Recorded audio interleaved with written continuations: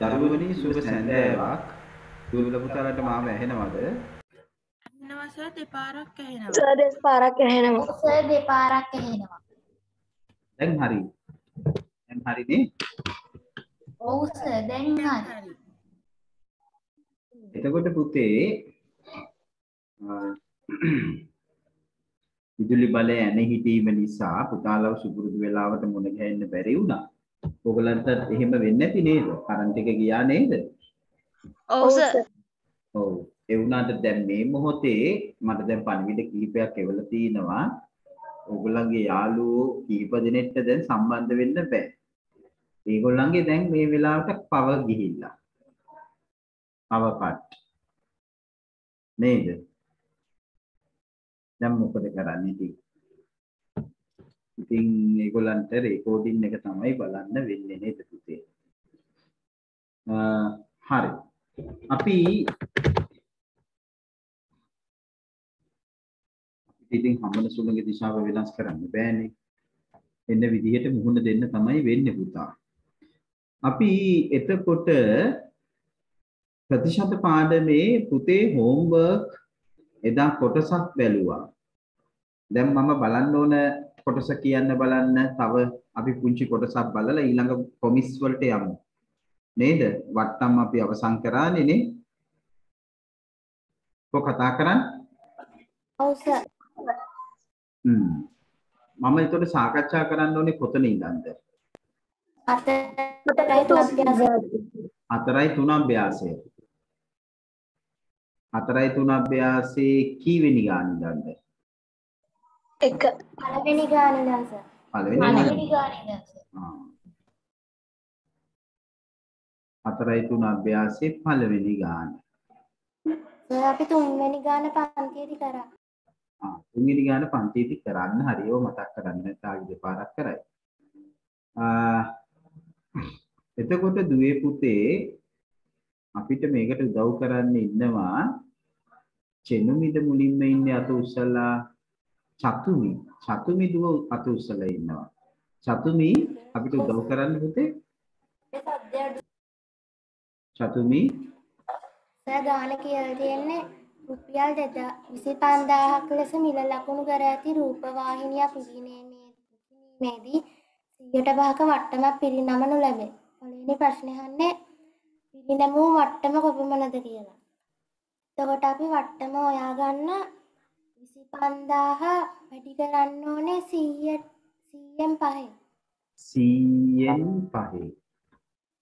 ඔව්. එතකොට 100ව 1යි 100ව 250යි නේ. 250ව 5.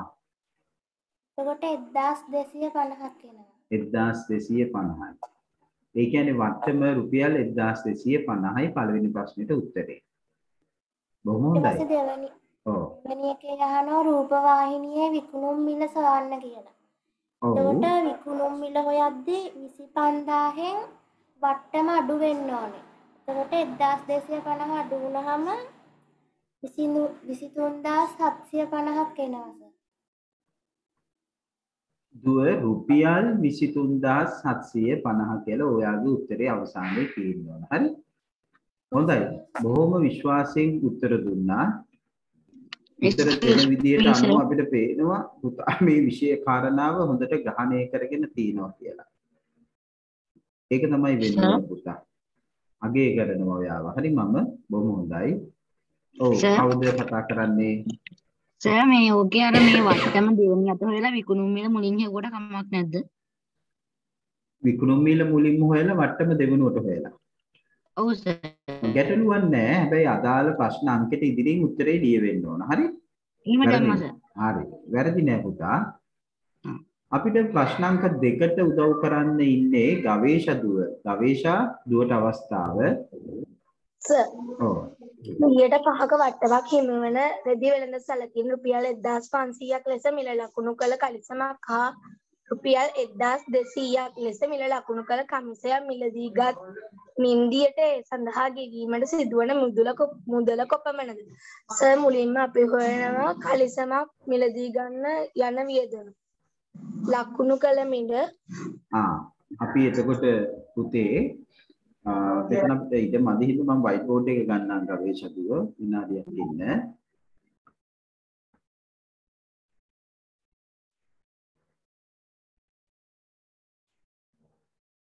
එතකොට 105ක වට්ටමක් හිමිවන රෙදි වෙළඳ සැලකින්නේ 1500ක් ලෙස මිල ලකුණු කළ කලිසමක් තමයි ගන්නෙ මුලින්ම. එතකොට පුතා මට කියන්නේ මෙතන මුලින්ම මම ලියන්න ඕන ලකුණු කළ මිලනේ. ලකුණු කළ මිල. ලකුණු කළ මිල ඊළඟට විකුණුම් මිල. විකුණුම් මිල. ඊතලෙ උඩින් ලියා ගන්නවා වට්ටම 105යි කියලා. 105යි කියලා වට්ටම අපි ලියා ගන්නවා. ඊට පස්සේ පුතේ ලකුණු කළ මිල 100යි නම් විකුණුම් මිල 95යි කියලා ලියා ගන්න. ඔව්. ලකුණු කළ මිල 100යි නම් රුපියල් 5ක් අඩු කරනවා විකුණනකොට. ඒ කියන්නේ 95යි. ඔව්. ඊළඟ 1500ට 100ව බලනවා. 1500ක්ද කීයද කියලා අහන්නේ. ඉතින් දුව බලනවා මෙතන 1500ට 100. ඒ කියන්නේ 100 කීයෙන්ද ගුණ වෙලා තියෙන්නේ? 15. 15. එහෙනම් මෙතන 15න් ගුණ කරනවා. 95 15න් ගුණ කරනකොට දුව 5 වරක් 5 25යි. 5 වරක් 9 45යි. 45යි 2යි 47යි. 47යි. එතකොට 5යි 9යි එකතු කරානේ 5යි 12යි 9යි 4යි 13යි 1යි 14යි නේ. ඔව් සර්. ඒ කියන්නේ රුපියල් 1425යි. ඔව් සර්. අපි ලියනවා කලිසම විකුණන මිල රුපියල් 1425යි. ඊළඟට ගවේෂක දුව මොකද කරන්නේ? කමිසමේ මිල හොයාගන්න. කමිසේ විකුණන මිල හොයා ගන්නවා අපිනේ. මේ විදිහටම අපි ආයි ලියනවානේ. ඔව් සර්. එතකොට අපි ආයි ලියනවා ලකුණු කළ මිල ඊට පස්සේ විකුණුම් මිල. එතනත් වට්ටම් ප්‍රතිශතය කීයද දුව? 100%යි සර්. ඔව්. එතකොට කමිසේ කීයද? මෙතනින් අපි මෙතනින් තර්ක කරන්නේ 100ට 95යි නේ. 95යි සර්. එතකොට මෙතන 1200ට. 1200ට 100 ගොඩවල් 12ක් තියෙනවා සර්. එහෙනම් මෙතනත් 12න් ගුණ කරනවා. ඔව් සර්. එතකොට 95 12න් ගුණ කරනවා. 12 වරක් වලින් යමු 12 වරක් 5 60යි. 12 වරක් 9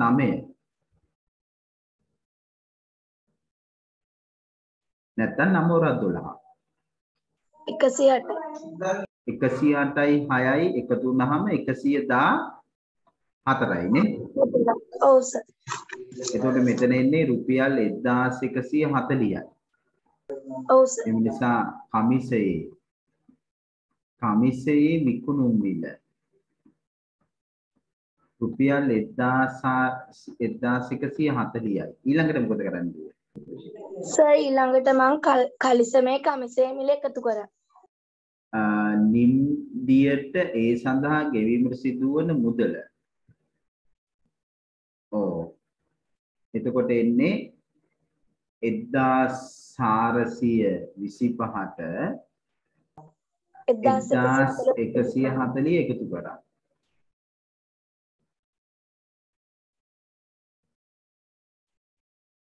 එක්දාස් 140යි 1425යි එකතු කරා. කීයද එන්නේ පුතා? 1565යි. 2565 නේ. ඔව් සර්. එම නිසා නිම්දියට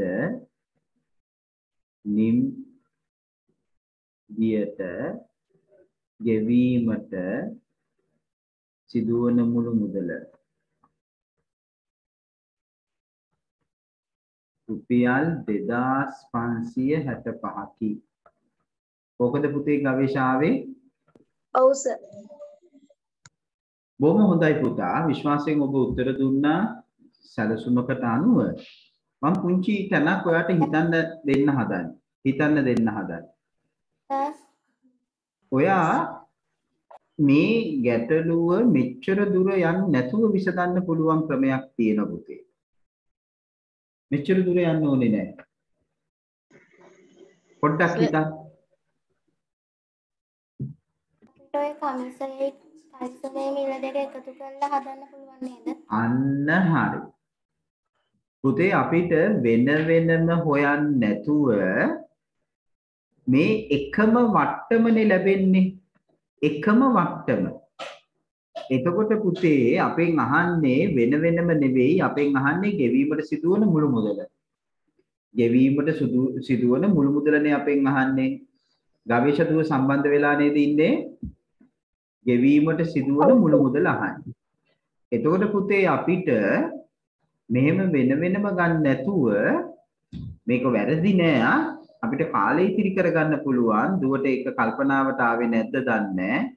මෙන්න මෙහෙම ගන්න තිබුණා. අර ඉස්සෙල්ලා දුව කිව්වා වගේ අපි ගන්නවා පුතා මෙහෙම අපිට ඒක ලකුණු කළ මිල කියලා ගත්තත් ගැටලුවක් නැහැ. පෙර මිල කියලා ගන්නත් පුළුවන්. ලකුණු කළ මිල ඊට පස්සේ විකුණුම් මිල. මොකද එකම වට්ටමනේ පුතේ දෙන්නේ. එකම වට්ටම වෙනස් නම් ඒක කරන්න බෑ. එතකොට අපි මෙතන 100කට 95යි. එතකොට අපි මෙතන ගන්නවා 1500යි 1200යි අපි එකතු කරනවා. එතකොට 2700යි. එහෙනම් අපි බලනවා පුතේ 2700කට කොච්චරද කියලා. එතකොට දුවට පේනවා මෙතන පැහැදිලිව මෙයා 2700 වෙන්න 27න් ගුණ වෙනවා. මෙයත් 27න් ගුණ වෙනවා. එතකොට පුතේ අපිට තියෙන්නේ 95 27න් ගුණ කරන එක.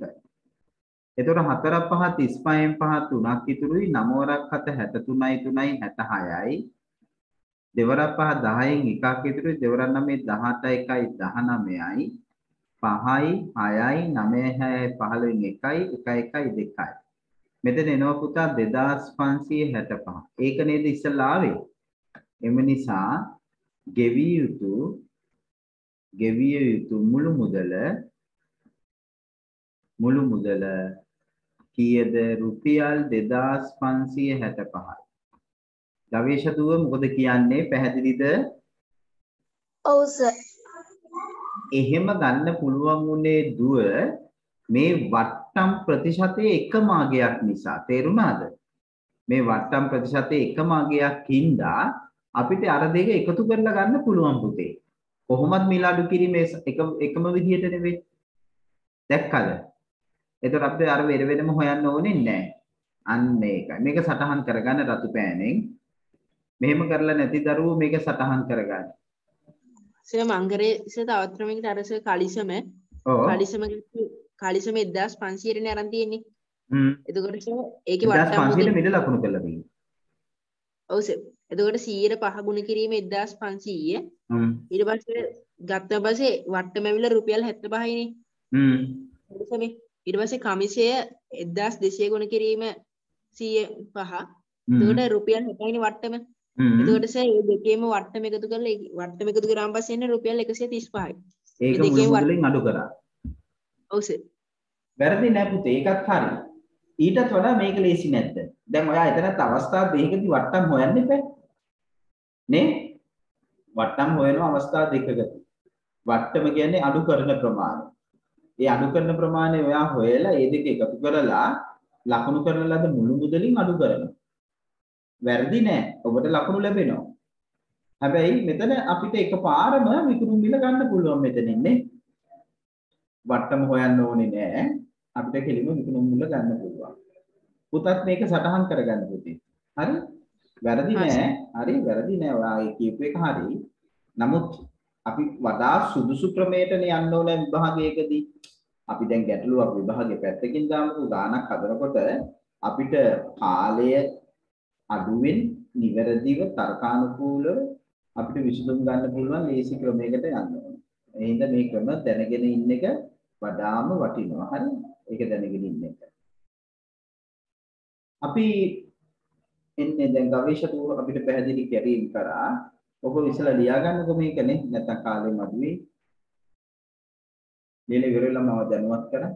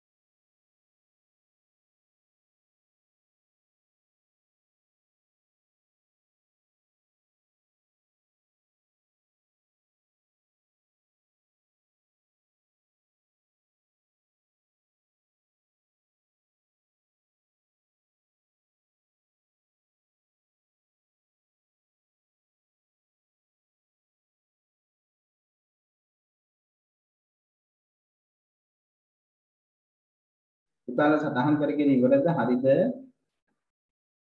හරි සර්. හරි සර්. හරි සර්. එහෙනම් බලමු.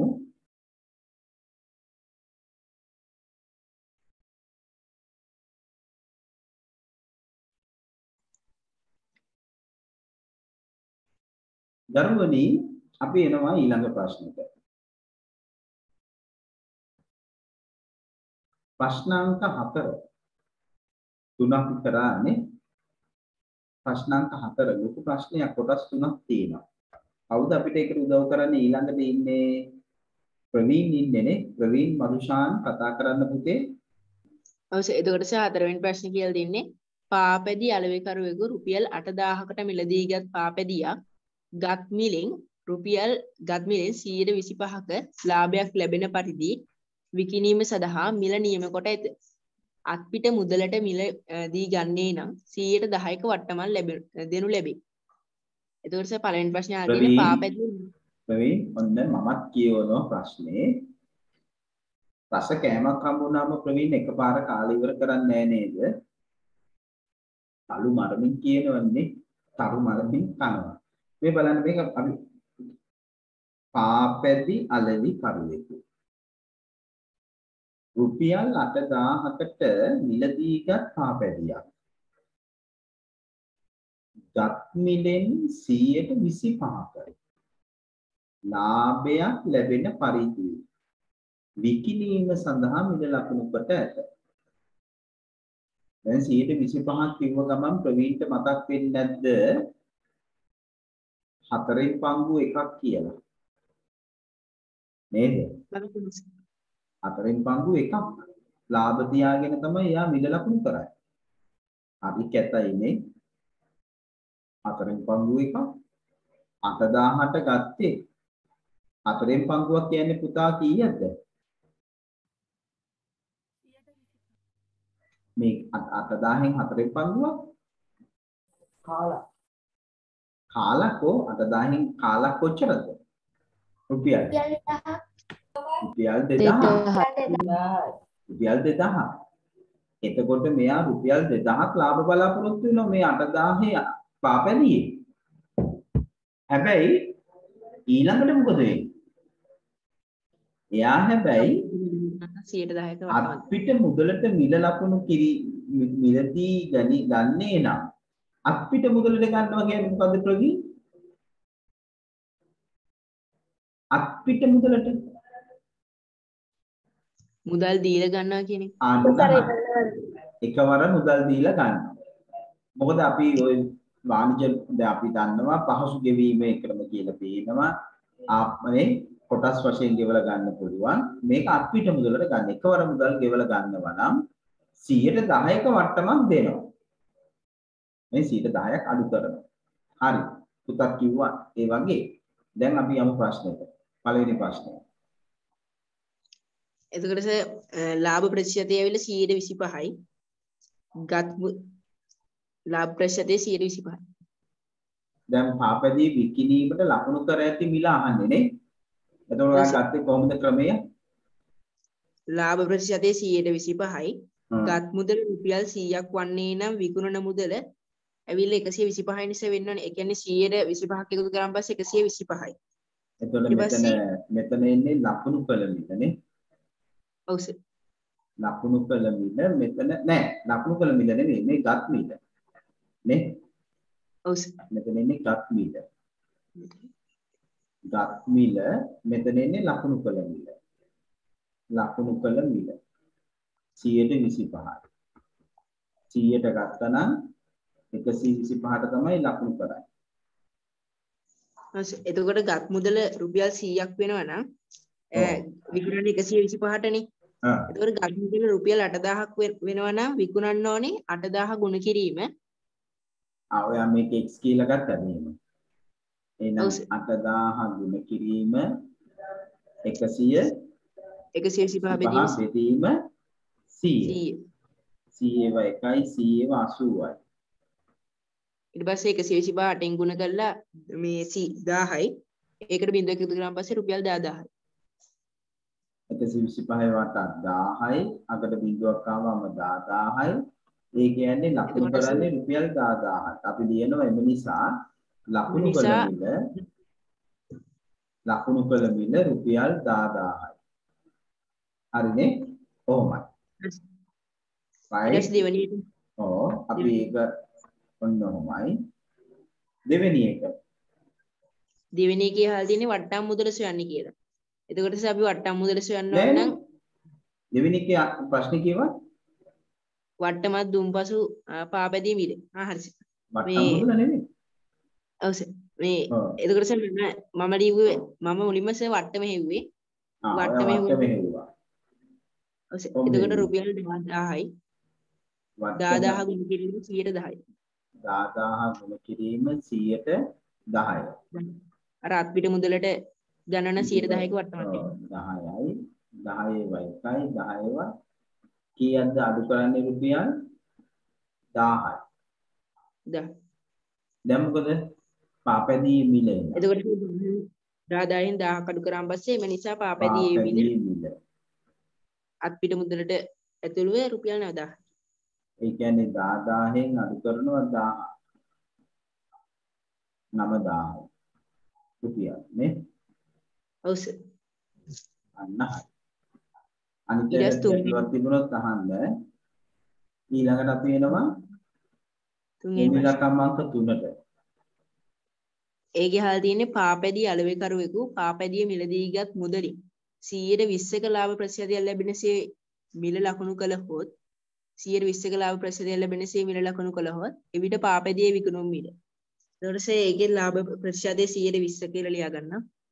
පාපැදී අලෙවිකරුවෙකු පාපැදිය මිලදීගත් මුදලින් 120ක ලාභ ප්‍රතිශතයක් ලැබෙනසේ මිල ලකුණු කළොත් එවිට පාපැදී විකුණුම් මිල. එතකොට ඒකේ වර්තමාන දෙන කතාවක් කියලා තියෙනවද? නෑ සර්. නෑනේ. එතකොට පාපැදී අලෙවිකරුවෙකු පාපැදී මිලදීගත් මුදලින් 120ක ලාභ ප්‍රතිශතයක් ලැබෙනසේ මිල ලකුණු කළොත් එවිට පාපැදී විකුණුම් මිල. සේවන මම හදලා තියෙන වට්ටම් මුදල දාන්න. ඒ කියන්නේ දැන් ඒ අත්පිට මුදල. ඒ වට්ටම් මුදල දාන්න ඕන පුතා. ඔව් සර් මම එහෙම තමයි හදලා තියෙන්නේ. මොකද දන්නවද? ඒකේ වට්ටම් මුදල දාන්න ඕන හේතුව මේ ගැටලුවනේ මේ. මාත් එකයි කතා කරේ මේ කල්පනා කරේ මේ දැන් මේකනේ ගැටලුව මේ තියෙන්නේ ගැටලුව. මේ කතන්දරේ. මේකේ අණු කොටස් නෙමේ තියෙන්නේ 1 2 මෙයා අණු කොටසක්. එහෙනම් මේකට අදාළයි මේ කතාවට අදාළයි. මෙතන ප්‍රතිශතය තමයි ඒගොල්ලෝ වෙනස් කරන්නේ. කීයද 125ක් 20 කියලා දාලා තිනවා අහන්නේ විකුණුම් මිල. එතකොට මේ 110යි මෙතනට අයිති. නේද? 110ට අයිති. එතකොට අපි මොකද කරන්න ප්‍රවීණ? ලාභ ප්‍රතිශතයේ 120යි.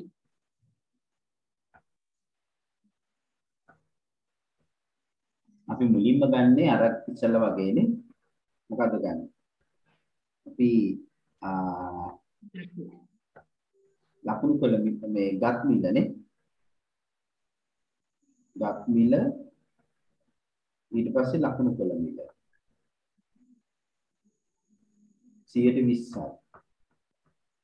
100ට ගත්තා නම් විකුණන්නේ 120ට. ගත් මුදල් රුපියල් 8000 වෙනවනේ. ලකුණු කළ මිල x. ඊට පස්සේ 8000 ගුණ කිරීම 120 බෙදීම 100.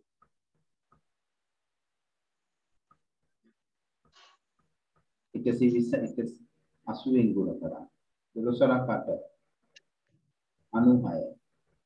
ඒ කියන්නේ කීයද එන ලකුණු කළ මිල? 9600 රුපියල්. ලකුණු කළ මිල රුපියල් 9600.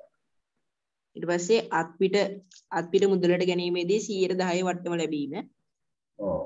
වට්ටම් ප්‍රතිශතයේ වට්ටම සෙවි මුලින්මසේ වට්ටම් ප්‍රතිශතයේ වට්ටම සොයන 9600 ගුණ කිරීම 110යි. ඉස්සෙල්ල වගේමයිනේ. එතකොට 9600න් 110ක් කෙවුවා. වට්ටම ඇවිල්ලා රුපියල් 960යි. ඒකයි 96යි. 96 10ක් කියන්නේ 960යි. ඒ නිසා පාපදී මිල විකුණු මිල 9600න් අඩු කරනවා 960. එම නිසා පාපදී විකුණු 4යි 110 8640. 8640 රුපියල් 8640. පාපදී විකුණු මිල රුපියල් 8640. කොහොමද දුවේ පුතේ අනිත් අය ප්‍රවීණ ගොඩනගපු එකත් එක්ක එකගද? ඔව් සර්. අනිවාර්යයෙන්. මෙතන රෝමී ඉලක්කම් 3 හින්දා මේ වට්ටමට යටත් ඒ වට්ටමට යටත්. එහෙම නැත්නම් ඒගොල්ලෝ එතන කියන්න ඕන. ඔව්. කියන්න.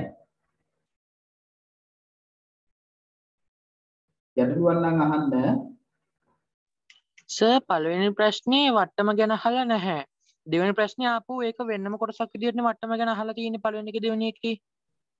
දෙවෙනි එකේ වට්ටම අහලා නැහැ. ඔව් සර් වට්ටම දුන්නා පස්සේ පාපෙදී මිල අහලා තියෙන්නේ. එතකොට ඒ පාපෙදී මිල වට්ටමේ මිල කොටස් දෙකක් විදිහට පළවෙනි ප්‍රශ්නේ දෙකේ අහලා තියෙනවා. ඒතකොට තුන්වෙනි ප්‍රශ්නේ පාපේ මේ වට්ටම නැතුව නෙමෙයිද හොයන්න ඕනේ. නෑ මෙහෙමයි පුතා. දැන් පාපැති අලවි කරු කවුද මේ? මෙයා ගැනමනේ කියන්නේ. මෙයා ගැනමයි මේ කියන්නේ. වෙන කෙනෙක් ගැන නෙවෙයි. මෙයා ගැන කියන්නේ. මෙයා ගැනනේ මේ කතාව යන්නේ. පාපැති අලවි කරු. පාපැතිය මිලදීගත් මුදලින් 120ක ලාභ ප්‍රතිශතයක් ලැබෙන සේ මිල ලකුණු කළහොත් ඒ කියන්නේ යා මෙතන වෙනස් කරන්නේ 120 ලාභ ප්‍රතිශතය විතරයි. මිල ලකුණු කළහොත් එවිට පාපැදියේ විකුණුම් මිල සොයන්න. එතකොට විකුණුම් මිල සොයන්න නම් ලකුණු කළ මිලෙන් විකුණුම් මිලට එන්න මේ වට්ටම අපි ගත යුතුමයි. මොකද මේ කතාව තුල තමයි තුන්වෙනි කොටස තියෙන්නේ පුතේ. එහෙම වට්ටම ගන්නෙ නැත්තම් මෙතන ඒගොල්ලෝ කියන්න ඕන ඒක නොසලකා හරින බව අදහස ඉඟි දක්වන්න ඕන. තේරුණා? නැත්නම් පුතා මේ කොටස තියෙන්න ඕනේ මේ විදිහට. මේ ගැටලුවේ අන්තර්ගතයේ ගොඩනගෙන්න ඕන. එහෙනම් 4 A කොටස මේක මෙතන 4 B කොටස කියලා. ඔන්න ඔහොම වෙන් වෙන්න ඕන A B කියලා. එතකොට මේ B කොටස මේ A කොටසෙන් ස්වයායත්තයි වෙනම තියෙන්නේ. එතකොට දැන් B කොටස විදියට තිබුණා නම් ඔබට විකුණුම් මිල වෙන්නේ මෙතන ලකුණු කළ මිලම තමයි. වටම දීලා නැති හින්දා. පැහැදිලිද මං කියන එක? හරි සර්. තේරුණාද? මේ ඔව් සර්. හතරවෙනි ප්‍රශ්නේම පුතේ රෝම ඉලක්කම් අංක 1 2 3 මේ කතා කරන්නේ පාපෙදි අලෙවි කරු. මෙයා ගැනනේ කතා කරන්නේ වෙන කෙනෙක් ගැන නෙවෙයි. එතකොට මෙයා ගැන නම් මේ කතා කරන්නේ මේ 110 වට්ටම නොසලකා හරිනවා කියලා මෙතන කියලා නෑනේ පුතා. මේ වට්ටමක් දෙනවා කියලානේ කියන්නේ මේක. ඒක පුතේ මේ තුන්වෙනි කොටසට අදාළයි. එතකොට සර් ඔතන මේ දාන්න ඕන නම් ඒක මේ අත්පිට මුදල තමයි ගන්න කියලා දෙන්න ඕනේ නැද්ද? එතකොට ඔයා කියන්නේ වට්ටම මෙතන නොසලකා හරිනවා නම් නෑ සර්. එහෙනම් ඔතන වට්ටම එකතු කරන් කරාට ඔතන ප්‍රශ්න දීලා නෑනේ එහෙම ඒ මුදල එකතු කරන්න ඕනේ කියලා. ඒ එකතු කරන්න ඕනද නැද්ද කියලා දෙන්න ඕනේ නෑ පුතා. මේ ප්‍රශ්නේම අනු කොටසක් හින්දා. මෙතන පැහැදිලිව කියනෝනේ වට්ටමක් දෙනවා කියලා. තේරෙනවද? මේකේ දැන් අපි අපි දැන් මෙතන කියනවා මේ ගානේ කියනවා අත්පිට මුදලට මිලදී ගන්නේ නම් 10%ක වට්ටමක් දෙනු ලැබේ. කන්ඩිෂන් එකක් තියෙනවනේ එතන. කොන්දේසියක් තියෙනවා. ඕගොල්ලෝ 100 අත්පිට මුදලට ගන්නවා නම් මම 10%ක වට්ටමක් දෙනවා. ඒකේ මෙතන නැවත මතක් කරන්න අවශ්‍ය නැහැ. මෙතන නැවත මතක් කරන්න අවශ්‍ය නැහැ. ඇයි? අවශ්‍ය නැත්තේ මේකෙම දිගුවක්. මේ ගානෙම දිගුවක්. වෙනස් කරේ 125 විතරයි මෙතන. මම කියන එක පැහැදිලි? ඔව් හරි සර්. දැන් මෙතන පුතාලට ඔය සිතුවිල්ල පහළ වෙන එක වරදක් නැහැ. වරදක් නැහැ. අලුත් අත්දැකීමක් නැවුම් අත්දැකීමක්.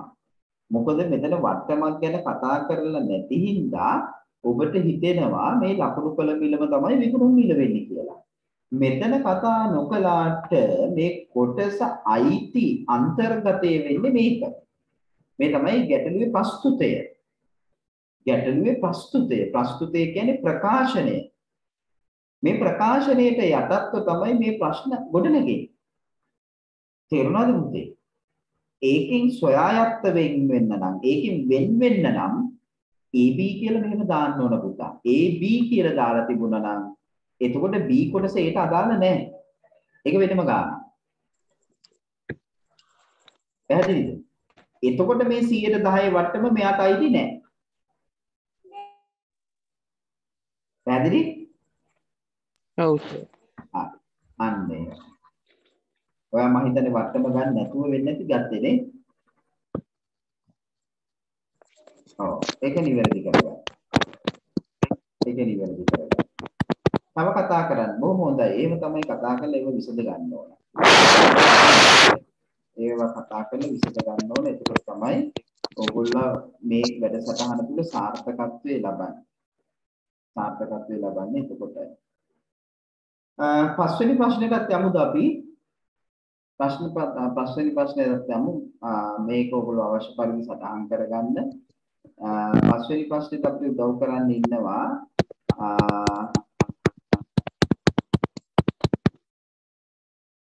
අපිට චුලන්තිනේ චතුමි දුව කතා කරන්න. නම වැරදුවට තරහ වෙන්න එපා. හරි මට මේ දුරට පොඩියටනේ පේන්නේ පුතේ. මටත් ඉතින් දැන් පොඩ්ඩක් පේනවා අඩුයි. පේනවා අඩු බව දැන් පොඩ දැනෙනවා. හරි. 6 වෙනි ප්‍රශ්නේ අපිට උදව් කරන්න. 6ද 5ද? 5 වෙනි ප්‍රශ්නේ. 5 වෙනි ප්‍රශ්නේ. ඔව්. ඔව් කියන්නේ. 5 වෙනි ගානේ තියෙනවා වෙලෙන්දෙක් කිසියම් භාණ්ඩයක් කලවියේ 10%ක් ලාභ ලැබෙනසේ මිල ලකුණු කරයි. ලකුණු කළ මිලෙන් 10%ක වට්ටමක් දීමටද ඔහු අදහස් කරයි. මෙම වෙළඳාමෙන් ඔහුට ලැබෙන ලාභය හෝ සිදුවන අලාභය විස්තර කරන්න කියලා තියෙනවා. එතකොට අපි මුලින්ම ගත් මිල විකුණුම් මිල කියලා ලියා ගන්නවා. ගත් මිල විකුණු මිල. ගත් මිල 100ක් වුණොත් ගත් මිල 100ක් නම් විකුණු මිල එකට 10ක් එකතු කරාම 100ට 10යි. එතකොට දුව අපි 110යි. විකුණු මිල කියලා ලියාගන්න එකද වඩා සාධාරණ ලකුණු කළ මිල කියන එකද? ලකුණු වල මෙතන ලකුණු කළ මිල නෙවෙයි විකුණු මිල නෙවෙයි විකුණු මිල කියන්නේ පාරිභෝගිකයට අවසානයේ එයා ඒ සඳහා වැය කරන මුදල. මෙතන අපි ගමු පුතේ ලකුණු කළ මිල කියලා. ලකුණු කළ මිල. එතන කීය දෙන්නේ? 110යි සර්. 110යි. එතකොට ඊට පස්සේ මම ඊළඟට ආයි ලකුණු කළ මිලයි විකුණු මිලයි කියලා ලියා. අපි මෙහෙම්මම දීර්ඝ කරමු පුතේ. ඔන්න බලන්න මම මෙහෙම්මම දීර්ඝ කරා. දැන් මෙතනට ගන්නවා මම විකුණු මිල කියලා. මෙතන වට්ටම 110යි. මෙතන වට්ටම. මෙතන ලාභය. ලාභය. ඕ. දැන් ලකුණු කළ මිල ලකුණු කළ මිල 100ක් වුණොත් විකුණන්නේ 90ට. ලකුණු කළ මිල 100ක් නම් විකුණු මිල 90යි. ඔව්. මේකේ තියෙන්නේ 110 ඊට පස්සේ අනිත් පැත්තේ 110 නම් කොච්චරද? එහෙමනේ. ඔව් සර්. අපි මේ දෙක හරහට ගුණ කරනවා. x සමානයි 110 ගුණ කිරීම 90 බෙදීම 100. බින්දු ටිකක් අයින් කරගන්න පුළුවන් නේද පුතේ ඔහොම? ඔව් සර්. රුපියල් 99යි නේ. ඊට පස්සේ 100න් 99ක් අඩු කරාම ගත්තේ 100ට විකුණන්නේ 99ට. ඔව් සර්. නේ? අන්න අපි අහනවා ලැබෙන්නේ ලාභයක්ද අලාභයක්ද කියලා. අපි පැහැදිලිව කියනවා මෙතන විකුණු මිල රුපියල් 99. කොහොමද අපි ඊළඟට විස්තර කරන්නේ පුතේ? ඊට පස්සේ 100න් 99ක් අඩු කරලා පෙන්නනවා. එතකොට රුපියල් 1යි. එම නිසා උට රුපියල් 1ක අලාභයක් සිදු වෙනවා. සර් නැත්තම් 100 ලොකුයි 99 පොඩි කියලා පෙන්වන්න පුළුවන් නේද? හරි very good තර්කයක්. රුපියල් 100 රුපියල් 99ට වඩා වැඩි නිසා රුපියලක අලාභයක් සිදු වේ. complete වැඩේ එතකොට 100න් 99 අඩු කරලා රුපියල ගත්තා. සතුමි මෙන්න මේ අර පුතා කියපු එක මෙන්න මේ තර්කය හරි වටිනවා පුතේ. හරි හොඳයි. මෙතන අපි සැසඳීමක් කරන්නේ සංඛ්‍යාත්මක සංසන්දනයක්. එතකොට ගත් මිලයි විකුණු මිලයි අපි සසඳන්න ඕන ලාභ අලාභ තීරණය කරනකොට.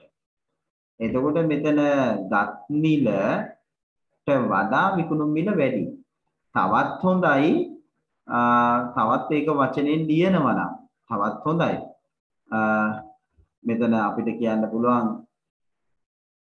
වැඩි නිසා ගත් මිල විකුණු මිලට වඩා වැඩි වේ නේ. විකුණු මිල මෙහෙම දැම්මත් හරි. වැඩි නිසා ගත් මිල විකුණු මිලට වඩා වැඩි. එම නිසා රුපියලක අලාභයක් සිදු වේ. ගත් මිල විකුණු මිලට වඩා වැඩි. තේරුණාද සතුමි? අන්න ඒකත් පොඩ්ඩක් එකතු කරගන්න. දුවත් හරි වැරද්දක් නෑ. සර් ඔව්. සර් මට රුපියල් 2ක ලාභයක් ආවනේ සර්. මේ විදිහටද හැදුවේ? නෑ සර් යා වෙනස් විදිහකට හැදුවේ. කොහොමද හැදුවේ? ඒ කියන්නේ සර් දැන් ලියාගත්ත මුලින් ගත් මිලයි ලකුණු කළ මිලයි කියලා ලියාගත්තා. ඊට පස්සේ 100ට ගත්තොත් 100ට 10ක් යා ලාභ තියාගෙන විකුණන හින්දා 110යි කියලා දැම්මා. මේක ආවා හරි. ඔව්. ඊට පස්සේ මම දැන් සාමාන්‍ය දිහට ගාණක් දැම්මා. කියන්නේ රුපියල් 200ක් කියන්නේ භාණ්ඩයක් අරගෙන මිල දැම්මා මම රුපියල් 200යි. ඔයාලට හිතුමතේ ගාණක් දැම්මා ලකුණු කළ මිලට. ඒ ලකුණු කළ මිලට ගානක් දානවා. නෑ සර් ගත් මිලට දැන් මේ රුපියල් 200යි කියලා. ඔව් 200යි කියලා ගත්තා. විකුණු මිල නෙමෙයි සර් ගත් මිල. හරි. ඔව්. ඒක ඊට පස්සේ يعني දැන් 100යි 200යි දෙකෙන් ගුණ වෙනින්ද 110ක් දෙකෙන් ගුණ කරලා ලකුණු කළ මිල 220යි කියලා ගත්තා. ඔව් සර්. ඊට පස්සේ ආයි අර ලකුණු කළ මිලයි විකුණු මිලයි කියලා දාලා 190යි ඔයා මෙතන එතකොට ගත්තා 200ට. ඔව් නෑ 220ට. 220ට. ඔව් ඊට පස්සේ ඔතන හෙව්වා. එතකොට එනවා මෙතන x සමානයි 220 90 බෙදීම 100. එතකොට ඔයාට එන්නේ 9 2 17යි 9 2 17යි 19යි 198යි. ඔව් සර්. එතකොට මං ඉතින් ඔයා එතකොට පුතේ ගත් මිල 200යිනේ. ඔව් සර්. ගත් මිල 200යි විකුණන්නේ 198ට. එතකොට අපි ගත්තේ ගත් මිල 100යි කියලානේ. මොකද අපිට දැන් මෙතන කැමති අගයක් ගත් මිලට ගන්න පුළුවන් දීලා නැති හින්දා ඒ කොහොම ගත්තත් ඔබ දැන් උදාහරි වැරදි නෑ. ඔයා 200යි කියලා ගත්ත ඔයා මුලින්ම හැබැයි කියන්න ඕන භාණ්ඩයේ ගත් මිල රුපියල් 200ක් ලෙස සලකමු කියලා. හරි? එතකොට අන්න හරි. එතකොට ඔයාට මෙතන පුළුවන් රුපියල් 200 රුපියල් 198ට වඩා වැඩි. ඒ කියන්නේ ගත් මිල විකුණු මිලට වඩා වැඩි. එම නිසා රුපියල් 2ක අලාභයක් වේ. මෙම ගන්න. සර් මට අර රුපියල් 200 198ට අර එහෙම ලාංඡනේ දානවා මම ඒකේ වචනෙන් විස්තර කරලා ලියුවා. වචනේ විස්තර කරත් කමක් නැහැ. කමක් නැහැ. මෙතන අපිට කැමති අගයක් අරගෙන මේක කතා කරන්න පුළුවන්. මෙතන ගැටලුවේ අන්තර්ගතයේ ප්‍රස්තුතේ තියෙන්නේ 10%ක් ලාභ තියාගෙන මිල ලකුණු කරනවා 10%ක් වට්ටම දෙනවා. එහෙම දෙනවා නම් ඒ ඕනෑම කිසියම් භාණ්ඩයක් ඒකේ වටිනාකම මෙතන අදාළ නැහැ. මෙහෙම වෙනවා නම් ඒකෙන් වෙන්නේ අලාභයක්ද ලාභයක්ද කියන එක තමයි අපි පෙන්වලා දෙන්න ඕනේ. එතකොට ඒ සඳහා අපිට කැමති ගත් මිලක් ආදේශ කරගන්න පුළුවන්. ඉතින් රුපියල් 100 ගත්තේ අපිට පහසුයි හින්දා. එතකොට දැන් ඔයා ඔතන තව පොඩ්ඩක් වැඩ ටිකක් වැඩිනේ නෙවාට වැඩ ටිකක් වැඩි වෙනවා. නේ 100ට ආයි 200ට බලනවනේ නා. කෙනෙක් 500ට බලයි, කෙනෙක් 1000ට බලයි. කෙනෙක් 10000ට බලයි. වැරද්දක් නැහැ. ඒ හැම එකම පුතේ ගන්නේ 100 මූලික කරගෙනනේ. එහෙනම් 100ට බැලුවත් 1000ට බැලුවත් 10000ට බැලුවත් එකම කතන්දරේ. වෙන්නේ ලාභෙද අලාභෙද එච්චරයි. තේරුණාද? ඔව් සර්. අන්න හරි. සැසඳීම අත්‍යවශ්‍යයි. ඒක හොඳයි. ඒක හොඳයි කියන්නේ එතන තර්කානුකූල බව එතකොට මතුවෙනවා. හරි එහෙමනම්. බොහොම හොඳයි. ඔයගොල්ලෝ වෙනස් විදිහට හිතනවා දකින්නවා. ගණිතයේ අරමුණ තමයි ඒක. ඒක තමයි ඔබේ මනසේ ක්‍රියාකාරීත්වය වේගවත් කිරීම තමයි අපිට මේ මනස ක්‍රියාත්මක කරවන්න ඕන. ගණන් හදනකොට මනස ක්‍රියාත්මක වෙනවා. ඔව් පුතා. සර් මං හැදුවේ මේ අර දැන් මම වෙනම ගාණක් ආදේශ කළා රුපියල් 600ක වස්තුවක් වෙරින්දා විසින් ගන්නා ලදී ඔහු 100ක ලාභයක් බලාපොරොත්තු වෙයි. ඔව් ප්‍රවීන්. එහෙම ගත්තත් ඔයාට මෙතන එන්නේ අලාභයක්ම තමයි. ඔව් සර්. මේක අපේ අලාභේ කොච්චරද කියන එක නෙවෙයි අදාළ වෙන්නේ අලාභයක්ද කියන එක. නේ?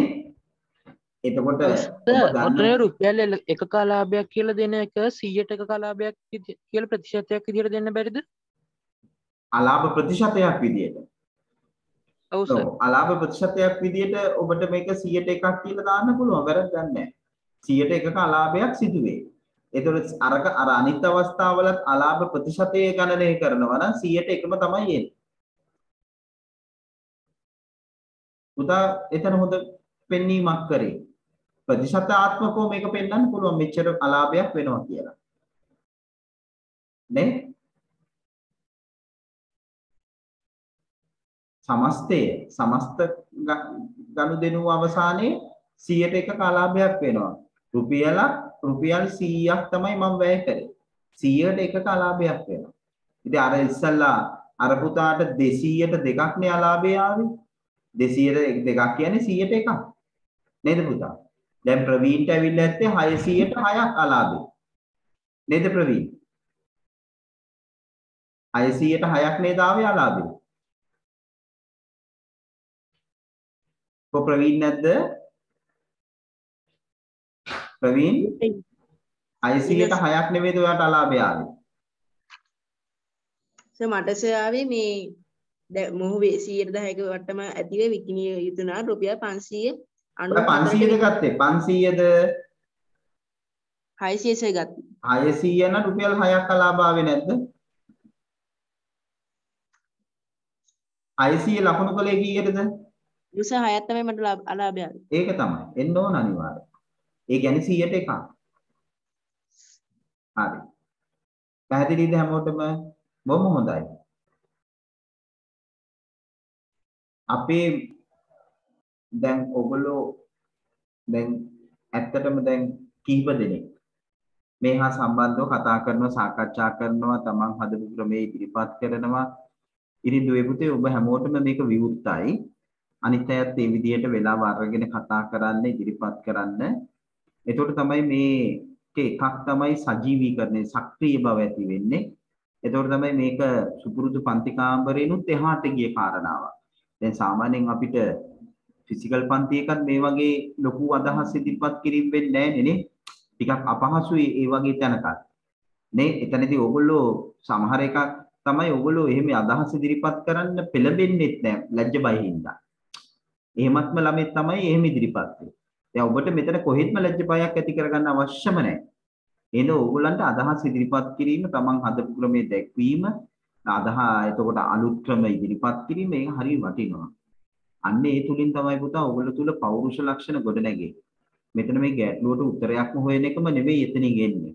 ඉගෙනීම කියන්නේ මේ ගණිතය ඉගෙන ගන්නවා කියන්නේ ගණන් හදන එක විතරක් නෙවෙයි පුතා.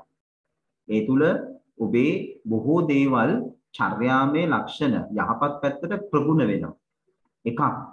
එකක් තමයි අදහස් නිර්වුල්ව ප්‍රකාශ කිරීම. දෙක ඊට පස්සේ නව අදහස් ගොඩනැගීම.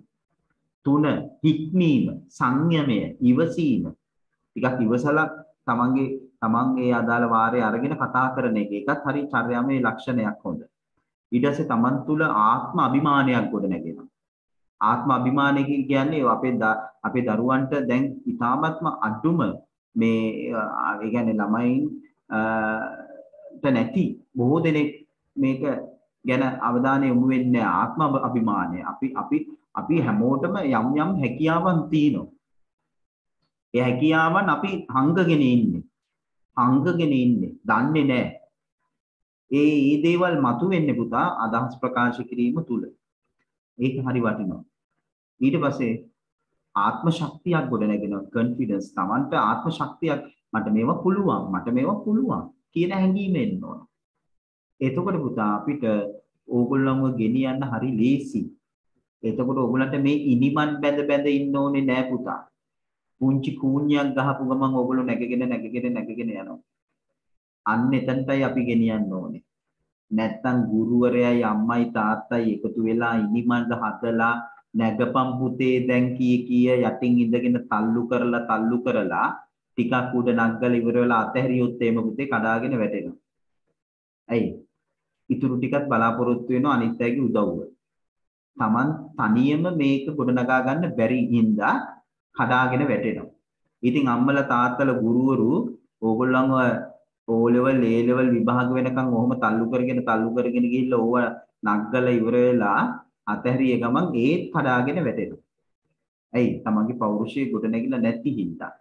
ඒ දරුවෝ තමයි විශ්වවිද්‍යාල වලට ගියාම ඒ පරිසරයට අනුගත නොවෙන්න පරිසරයට අනුගත වෙන්න බැරි අය.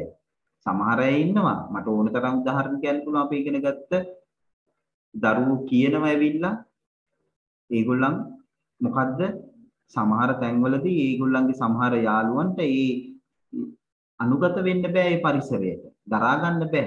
හැබැයි ප්‍රතිඵල තියෙනවා ඉගෙනගෙන හොඳ තැනට ඇවිල්ලා. ඒ කියන්නේ විභාගයේ සමත් නමුත් පරිසරයට අනුගත වෙන්න බෑ. අවසානයේ දාලා යනවා, දමල ගහලා යනවා. නැත්තම් සමහර අය ජීවිත හානි කරගන්නවා. ඒකයි. ඒ හැම දෙයක්ම ගොඩ නැගෙන්න නම් පුතාලා මේ විදිහට ඉදිරිපත් වීම කරන්න. බොහොම හොඳයි. මෙන්න ඊළඟ ප්‍රශ්නය ප්‍රශ්නාංක අපි කතා කරන්න දුව 5 වෙනි ගාන වෙනකම් විතරයි හදේ 6 වෙනි ගාන ඉඳන් කොමිස් නේද? ඒක තමයි මාත් බැලුවේ. ඒ උනාට අභ්‍යාසෙම කරන්න කිව්වා. මං හැදුවා. අභ්‍යාසම කරාසේ. අච්චුපතේ දී. අපි හැදුවා. එහෙනම් මට දැන් ගොඩක් ලේසි වෙයි. කොමිස් කියන්නේ මොනවද කියලා මම එහෙනම් අද ඕගොල්ලන්ගෙන් ඉගෙන ගන්න හදා. මම මෙහෙනම් මේ සංවාදේ දිගටම ගෙනියනවා. දැන් මම දන්නේ නැහැ කොමිස් ගැන. ඔන්න දැන් ඔයගොල්ලෝ මට කියලා දෙන්න ඕන. හරි? right. ඒ වෙනකොටම ඉදිරිපත් වෙලා බොහොම හොඳයි. පෙරමුණේ ඉන්නේ සවන්මී දුව. එහෙනම් අපිට කියලා දෙන්න බලන්න කොමිස් ගැන පුංචි වෙලාවක් අරගෙන. සර්. ඔව්. කියන්න පුතේ. දැන් කොමිස් කියන්නේ සර් දැන් අපි හිතමු දැන් මම උඩ බාධා කරනවා තරහ වෙන්න එපා. කොමිස්. එතකොට මේකට තව නමක් කියන්න පුතේ. මේකට තව නමක්. කොමිස් කියන දෙයට තව නමක්. තරව මුදල ආර්ථික ආරම්භ අත්තිකාරම් මුදල කියන්නේ අපි මූලිකව ගෙවන මුදල. අන්න හරි. තැරව් ගාස්තුව.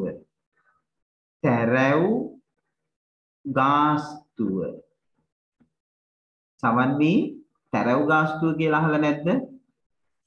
තියෙනවා සර්. ඔව් අර බ්‍රෝකර්ලට දෙන්නේ නේද? ඔව් තැරව් ගාස්තුව. තැරව් ගාස්තුවක් කියන්නේ කොමිස්ම තමයි. හරි පුතේ ඔබට අවස්ථාව. තැරව් ගාස්තුව කිව්ව දුවට බොහොම ස්තුතියි. හොඳයි. යමු. දැන් කොමිස් කියලා අපි හිතමු අපිට වාහනයක් විකුණන්න ඕනේ කියලා. අපිට වාහනයක් විකුණන්න අපිට ගැනුම්කරුවෙක් හොයාගන්න බෑ. ඒ වෙලාවේදී අපිට මේ තැරැව් ආයතනයේ සමාගම් වලට කියලා තැරැව්කරුවන් මගින් ඒ ගැනුම්කරුවන් හොයාගන්න පුළුවන්. ඊට පස්සේ ඒ තැරැව්කරුවන් අපි ඒ වාහනේ විකුණුම් මිලෙන් 100ට ගානක ප්‍රතිශතයක් ඒගොල්ලෝ අය කරගන්නවා. එන්න ඒකට තමයි සර් කොමිස් මුදල් කියන්නේ. ඒගොල්ලෝ ඇයි ඒ වගේ මුදලක් අය කරගන්නේ? ඒ තැරැව්කරුවන් හොයලා දීපු සේවාව නිසා. අන්න හරි. ඒගොල්ලෝ අපිට ආදරයට උදව් කරන්නේ නැහැ නේ. ඒගොල්ලන්ගේ ජොබ් එක ඒක. නේ? ඒතකොට ඒගොල්ලෝ අපේ අවශ්‍යතාවය ඉටු කරන්න අපිට පහසුකම් සපයනවා. ඒ සේවා ගාස්තුව වෙනුවෙන් ඒගොල්ලෝ යම් මුදලක් අය කරනවා. ඒ මුදල ඉදිරිපත් කරන්නේ ඒගොල්ලෝ ප්‍රතිශතයක් විදියට නේද දුව? ප්‍රතිශතයක් විදියට. අර දුව කිව්වා වගේ ඒ විකුණුම් මිලෙන් යම් ප්‍රතිශතයක්. එතකොට සමන්මි ඕක දැන් අපි ඔන්න දැන් මගේ වාහනේ විකුණන්න ඕන. දැන් මං කාර්ය බහුලයි. ඒ හින්දා මට මේ වාහනේ පාරේ තියාගෙන මේක විකුණනවා කියලා දවස ගානේ මට උතනට බලාගෙන ඉන්න බෑ ගැනුම් කරුවෝ එනකම්. මං කාර්ය බහුලයි. එතකොට මම මොකද කරන්නේ මේකට මගේ මේ අවශ්‍යතාවය ඉටු කරගන්න ඔය කිව්ව විදිහට ඒ හා සම්බන්ධ පුද්ගලයෝ ඉන්නවා. තැරව් කරුවෝ ඉන්නවා. එහෙමත් නැත්නම් පුතා කිව්වා වගේ තැරව් සමාගම් තියෙනවා. ඒ වගේ මම තැරව් කරුවෙක් හෝ තැරව් සමාගමක් හෝ සම්බන්ධ කරගන්නවා. එතකොට එතනදී එන්නේ givisuma. නේ එකඟතාවයක්. මමයි තැරව් කරුවයි අතර එකඟතාවයක් එනවා. ඒක ඇත්තටම නීතිමය එකඟතාවයක්. නේ? එතකොට මම තැරව් කරුවට කියන්න ඕන එතන මම එකඟ වෙන්න ඕන ඔහුගේ සේවා ගාස්තුවට මම එකඟ වෙන්න ඕන නේද? මුලින්ම කතා කරගන්න ඕන ඔයාට මම කමිෂන් එක කීයක් දෙන්න ඕනද? එතකොට එයා කියනවා මට විකුණුම් මිලෙන් 105ක් ඔබතුමා දෙන්න ඕන. විකුණුම් මිලෙන් 105ක්. ඒ එකඟතාවයේ එක තමයි මේ කටයුත්ත වෙන්නේ නේ. ඒක මුලින්ම එකඟ වෙන්න ඕන නේද පුතේ? දුව කිව්වා හරි බොහොම හොඳ පැහැදිලි කිරීමක්. කොමිස් කියන්නේ එහෙම. දැන් තව පුංචි ප්‍රශ්නයක් තවන්නේ දැන් අපි විකිණීමේදී විතරද ඔය කියන පහසුකම ලබා ගන්නේ? විකිණීමේදී මිලදී ගැනීමක් කරනකොට මිලදී ගැනීමකදීත් අපි එහෙම ගන්නව නේද? දැන් මිලදී ගැනීමකදී අර කිව්වා වගේ වාහනයක් මිලදී ගන්නකොට එතනදී විකුණුම්කරුවා ගැනීමකරුවා සම්බන්ධ වෙන්නේ තරවකරු හරහානේ. ඔව්. ඒ කියන්නේ දැන් විකුණුම්කරු මොකද්ද මට පැහැදිලි වුණේ නැහැ. ගැනුම්කරු සම්බන්ධ වෙන්නේ තරවකරු හරහා කියලා නේද කිව්වේ? ඔව් සර්. ඔව් තරවකරු හරහා සම්බන්ධ වුණාට අවසානයේ ගනුදෙනුව වෙන්නේ විකුණුම්කරුත් එක්ක තමයි. තරවකරු කියන්නේ අතරමැදියෙක්නේ. දැන් මේ තරවකරුට පුළුවන් මිලදී ගන්න කෙනා දැන් ගැනුම්කරුවකුත් යම් ප්‍රතිශතයක් කමිෂන් එකක් ගන්න. සමහර තරවකරුවෝ ඉන්නවා විකුණුම්කරුවකුත් ප්‍රතිශතයක් කමිෂන් එකක් ගන්නවා ගැනුම්කරුවකුත් කමිෂන් එකක් ගන්නවා. ඔයාට මම වාහනේ හොයලා දෙන්නම්. ඔයා වාහනේ ගන්න මුදලින් මට 100%ක් ඕන කියලා ගන්න අයත් ඉන්නවා. ඒක හොඳ වැඩක් නෙවෙයි. නේද? දෙපැත්තටම ගන්න අය.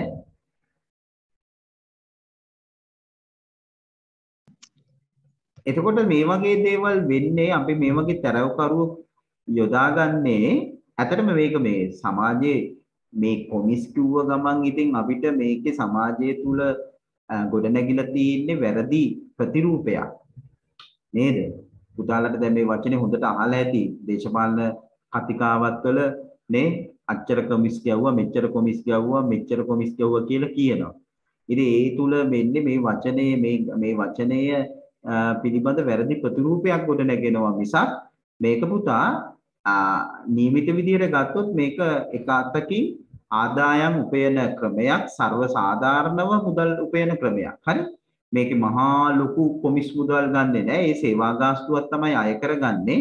ඉතින් එතනදී අපිට ලැබෙන සේවයට අපි මේ ගාස්තුව ගෙවන්න එකඟ වෙනවා. නේ? ගාස්තුව ගෙවන්න එකඟ වෙනවා. එහෙම තමයි. ඉතින් විශාල වටිනාකමක් තියෙන දේපලක් ඒ වගේ දෙයක් තමයි අපි මේ වගේ තරව් කරුවන් හරහා සිදුවෙන්නේ ඉඩමක් වාහනයක් මිලදී ගැනීමක් නේ එතකොට ගොඩනැගිල්ලක් බදු දෙනකොට ඔය වගේ මොකක් හරි ඒ වගේ වටිනාකම වැඩි අවස්ථාවක් තමයි මෙතන සම්බන්ධ වෙන්නේ. ඉතින් ඔව් සර් මම තව තරවකරුවෙක් ගැන කියන්නේද? කියන්න. දැන් ඔය Amazon එකේ හරි මේ අර ඔන්ලයින් ප්ලැට්ෆෝම් වල විකුණනකොට සර් ඒගොල්ලොත් අපෙන් ගන්න තව පොඩ්ඩක් සද්ද වැඩි කරන්න ඇහෙනව මදි. දැන් Amazon වගේ ඔන්ලයින් ප්ලැට්ෆෝම් එකක අපි අඩු විකුණනවා නම් ඒ විකුණන වගේන් සර් මුදලක් අය කරනවා ඒගොල්ලෝ ප්ලැට්ෆෝම් එක වෙනුවෙන්. අන්න හරි. ඒ මුදල අපි නිවැරදිව ගෙවන්න ඕනේ. ගෙව්වේ නැත්නම් සර් ඒගොල්ලෝ අපිව අයින් කරලා දානවා. ඒ වෙබ්සයිට් එකෙන් ඒකෙන් ඒ මිලදී ගැනීම කරගන්න බෑ.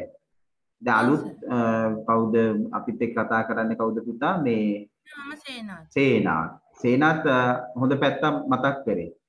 දැන් ලංකාවේ වගේ platform එකක් හදලා තියෙනවා සේනාත් දන්නවද? දැන් winwin.lk කියලා. winwin.lk කියලා තියෙනවා platform එකක්. ඒකෙත් ඔය බහන්න online විකිණීමට හදලා තියෙන platform එකක්. winwin.lk මේකේ ගිහිල්ලා බලන්න මේකේ තියෙන පුතා online බහන්න මිලදී ගන්න පුළුවන්. ඒකෙත් එතකොට ඒ අදාළ මිලදී ගැනීම සිදු වෙනකොට ඒකේ යම් කමිෂන් එකක් ඒ අදාළ ආයතනයට යනවා. ඒ වගේම ඒක ඊට පස්සේ ඒ අලෙවිකරුවෝ හරහා බෙදිලා යනවා. ඒ කමිෂන් එක. නේ? අන්න එහෙම තියෙන පුතා. ඉතින් ඒ විදිහට තරවු ගාස්තු අය කරන අවස්ථා ගණනාවක් තියෙනවා. භාණ්ඩ විකිණීමේදී, මිලදී ගැනීමේදී, සේවා සැපයීමේදී නේ? දැන් තවත් එකක් තමයි අපි කොටස් වෙළඳපොළ හරහා ගනුදෙනු කිරීම පිළිබඳව කතා කරන 11 පන්තියේදී. කොටස් වෙළඳපොළ. ඒතර කොටස් වෙළඳපොළ හරහා ගනුදෙනු කිරීමේදී අපිට කොටස් මිලදී ගැනීම කරනකොට පුතේ අපිට තරව් සමාගම් අපිට උදව් කරගන්න වෙනවා. ඒ තරව් සමාගම් උදව් කරගන්නකොට එතනත් කමිෂන් එකක් අපි ඒගොල්ලන්ට දෙන්න ඕන. ඒ වගේ අවස්ථා එනවා. ඉතින් මේ ගැන හොයලා බලන්න. මමත් ඊතරම් ලොකුවට කාරණා දන්නේ නැහැ. අපේ සීමාවන් තුල සහ ඊට එහා පොඩ්ඩක් දන්නවා. මේක ඉතින් එහාට ගිය ලොකු කාරණාවක්. මේ ගැන හොඳට හොයන්න. කරුණු හොයන්න. අපි මේ පුංචි විවරයක් තමයි ගත්තේ. මේ විවරයෙන් ඇතුල් වෙලා ඔබට ලොකු වපසරියක් ඔස්සේ මේ පිළිබඳව සෙවීම කරන්න පුළුවන්. අපිටත් වඩා දැනුම ඔබේ අම්මා තාත්තටත් ඇති සමහර විට මේ ශේෂ්ත්‍රයේ ඉන්න අම්මා තාත්තා සමහර විට මීට දැනුවත් ඇති. ඒ අලුත් දැනුම ලබා ගන්න. අරගෙන ඒක අපි බෙදා හදා ගන්න ඕන. සර් ඔව් කියන්නේ. ඔය මේ තරෝ කරුවන් මගින් මේ මිනිස්සුන්ට ප්‍රයෝජනයක් වෙනවා නේද සර්? මේ පැහැදිලිව මේක සේවාවක් සැපීමක් නෙවෙන්නේ. මගේ අවශ්‍යතාවයක් ඉටු කරනවා ඒගොල්ලෝ. ඔව් මේක සේවාවක්. වාහනයක් හරි ගන්න ගියාම ඒකට කාර්යබහුල නම් ඒගොල්ලෝ හොයලා දෙනවනේ. ඔව්. මෙහෙමයි අද වෙලා තියෙන පොඩි අවුලක් තියෙන්නේ. අපේ විශ්වාසනීයත්වයේ පිළිබඳ ගැටලුවන්නේ තියෙන්නේ. අද මේ අපේ රටේ වාණිජ්‍ය ලෝකයේ මේ වාණිජ්‍ය ලෝකේ අපි වෙලා තියෙන්නේ මේ විශ්වාසනීයත්වයෙන් යුක්තරව කරුවෙක් සොයා ගැනීමේ ගැටලුවක් මතුවලා තියෙනවා. මොකද හේතුව? දැන් මම වාහනයක් මිලදී ගැනීමේදී මම මේ කියන්නේ බ්‍රෑන්ඩ් නිව් ඒවා නෙවෙයි රීකන්ඩිෂන් ඒවා. ඒතකොට වාහනය මිලදී ගන්නකොට අපිට ඒ වාහනය පිළිබඳව විශ්වාසනීයත්වයක් තියෙන්න බෑ. මේක මම යොදන මුදලට සරිලන සහ ඉදිරියට පාවිච්චි කරන්න පුළුවන් එකක්ද කියන එක. එතකොට මේ තරව් බ්‍රෝකර් කෙනෙක් කරා එනකොට ඒ බ්‍රෝකර් සමහර වෙලාවට මේකේ තියෙනා වූ යම් දෝෂ తాවකාලිකව වහලා අපිට විකුණන්න පුළුවන්. ඒක තමයි මෙතන අර අපේ දැන් අපේ රටේම මතුවලා තියෙන එකක් නේ. ආකල්ප සංවර්ධනයක් වෙලා නැහැ නේ. දැන් එන්නේ ආකල්ප පරිහානියටපත් වෙන තත්ත්වයන්නේ තියෙන්නේ. ඒකනේ පුතාලට කියන්නේ මොනවා කරක් කරන්නේ නේ. ඒ හින්දා අන්නේ එතන තියෙනවා ගැටලුවක්. excuse me sir. මේකෙන් ලැබෙන සේවාව අති විශිෂ්ටයි. මොකද අපිට ඍජුව සම්බන්ධ වෙන්න බැරි දෙයකට ඕන් අපිට සම්බන්ධ වෙන්න. excuse me sir. කියන්නේ පුතා. අපි මිලදී ගත්තොත් විතර නේද අපි මේ තරවකරුට ගාස්තුව ගෙවන්න ඕනේ? මිලදී ගැනීමේදී විකුණුම් කරුත් එක්ක එන එකඟතාවය තමයි එතනදී තරව් ගාස්තුවක් විදිහට එතන අය කරන්නේ.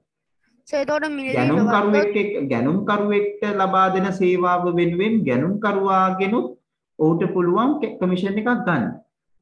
එතකොට එයා මිලදී ගන්න මුදලට අනුව තමයි ප්‍රතිශතය ඉදිරිපත් කරන්නේ. ඒතකොට මිලදී ගත්තේ නැති වුණොත් එයාට තරව් ගාස්තුවක් නෑ නේද? නෑ ඉතින් ඒතකොට සේවය සපයලා නෑනේ. මිලදී ගැනීම වුණොත් තමයි ඒ ගිවිසුමක් නේ මං කිව්වේ 102 කමිෂන් එකක් ගන්නවා මම. ඔයා මේ භාණ්ඩේ මේ වාහනේ ගන්න මුදලින් මට 102ක් ඕන. ඔව්. එතකොට සර් මේ භාණ්ඩයක් විකුණද්දී ඒ 102 කොමිෂන් මුදල ඒ භාණ්ඩේ මිලට එකතු කරලා විකුණන්න බැරිද? ඒක ඉතින් විකුණුම්කරු අතේ තමයි වෙඩි තියෙන්නේ. ඒක විකුණුම්කරු එළබෙන්න ඕන ඒ තීරණයට. විකුණුම්කරු තීරණය කරනවා නම් Taman අර ලබා දෙන කොමිෂන්. එතකොට විකුණුම්කරුටනේ දැන් වාසිය තියෙන්නේ. ඔව් නෑ මෙහෙමනේ දැන් වැඩේ තියෙන්නේ මෙහෙමයි. දැන් 102 එකතු කරත් මෙයාට ඒ දැන් විකුණන මුදලින්නේ 102 දෙන්නේ. එතකොට ඒක කොමිස් මේ තරවකරුටත් ඒකට වාසියක් වෙනවනේ. එතකොට ආයි මේ විකුණු මිල වැඩි වෙනවනේ. මේ 102 දෙන්නේ මම අපි 102 කියන්නේ අපි ගත්තා ගියා. මේක දෙන්නේ විකුණුම් මිලෙන්. විකුණුම් මිලෙන් තමයි කොමිස් ප්‍රතිශතය ගොඩ නැගෙන්නේ. ඒ විකුණු මිල වැඩි වෙන්න කොමිස් මුදල වැඩි වෙනවා. කොමිස් මුදල වැඩි වෙනවා කියන්නේ කොමිස් කරුට හොඳයි, විකුණු මිල වැඩි වෙනවා කියන්නේ ගැනුම්. ඒතකොට ගැනුම් කරුවම් හොයා ගැනීමේ ගැටලුවකුත් මතුවෙනවා. නේද? සාධාරණ නොවන අවස්ථාවක් වුණොත් නේ. පැහැදිලිද? මේ එතකොට තෙරකරුත් එක්ක ගනුදෙනුවක් කරලා එහෙම ගත්තොත් ඒ කොටසට කොමිෂන් මුදල දාලා නැතුව තරව්කරුත් එයා කියන්නේ මුලින්ම විකුණන්න ඉස්සලා තරව් ගාස්තුව ගෙවන්නේ කියලාද? නෑ සර් එහෙම නෙමෙයි. එහෙනම් දැන් මේ විකුණන මුදල 5000යි කියමුකෝ. එතකොට ඒකෙන් ඔය කොමිෂන් මුදල අපි වෙන් කර ගන්නවානේ. වෙන් ඒ අරගෙන ඔන්න අපි හිතමු 5000යි කියලා. ඔන්න විකුණු මිල 5000යි. කොමිස් මුදල වෙන්නේ එතකොට 100ට දෙක වුණාම මෙතන 50යි රුපියල් 100යි. හරිනේ? 50යි 50යි. කොමිස් මුදල 100යි. ඔව්. එතකොට දැන් ඔය 100 අපි 5100ක් කරලා විකුණලා අර 100ට කොමිෂන් මුදල අදාළ කරගන්න නැතුව විකුණන්න තරකරුත් එක්ක කතා කරගන්න. ඒක කපටි වෙදන්නේ. ඒ කියන්නේ වාට මම විකුණන්නේ මම ඔයාට 5000කට මම දෙන්නේ 5000ක් විකුණු මිල. ඒතර ඔයාගේ කොමිස් මුදල රුපියල් 100යි. හැබැයි ඔයා මේක විකුණන්න ඕනේ 5100ට. හැබැයි 5100ට වික්ක කියලා මම මේ 100 වැඩි කරන්නේ නැහැ කියලා. එහෙමද? ඒ වගේ තමයි සර්. එහෙම බෑ නේද? ඒක හොඳ නෑ නේ. එහෙම පුරුදු වෙන්නත් හොඳ නෑ නේ. නේ? ඒ ඔයාගේ හිතේ තියෙන්නේ මේ කොමිස් මුදල තමන්ගෙන් යන්නේ. මේ මුදලින් යන්නේ. ඒකට හානියක් නොවන පරිදි. ඒක කොහොමද? එතකොට ගැනුම් කරුවට තමයි ඒකත් අදාළ කරගන්න හදන්නේ. කොමිස් මුදල තීරණය වෙන්නේ විකිණීමකදී විකුණුම් මිලට සාපේක්ෂව. මිලදී ගැනීමකදී ගැනුම් ගන්න මුදලට සාපේක්ෂව. පැහැදිලි? හරිද? හොඳයි. අරම කරන්න යන්න එපා පුතේ. හරි? අපි හැමෝම මිනිස්සුනේ. අපි හැමෝම මැරෙන සුළුයි. මැරෙනවා. හරි. එහෙනම් අපි එමු පුංචි සටහනකට. ඉක්මනින් සටහන් කරගමු බලන්න ලියන්න වැඩි වෙලා ගන්න එපා. ගොඩක් දේවල් කතා කරගෙන හින්දා දැන් ඔයගලන්ට මේක හොඳටම මතකයට ගිහිල්ලා ඇති. කොමිස් කියලා ලියන්න. වරහණක් ඇති වෙච්ච තරව් ගාස්තු කියලා ලියන්න.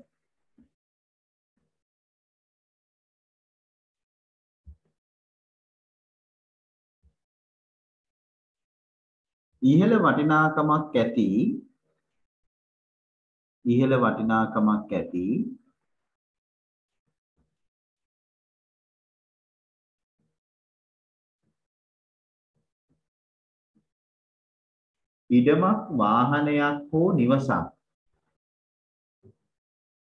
ඉඩමක් වාහනයක් හෝ නිවසක්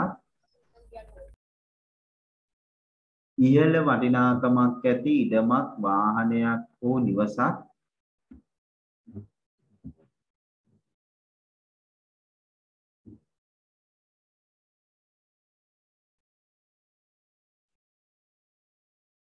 විකිණීමේදී හෝ මිලදී ගැනීමේදී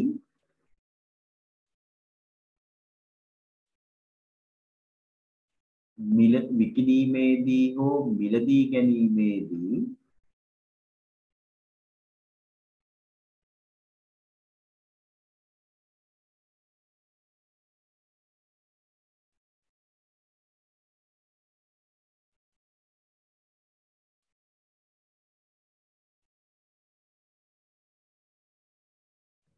ඊට අදාළ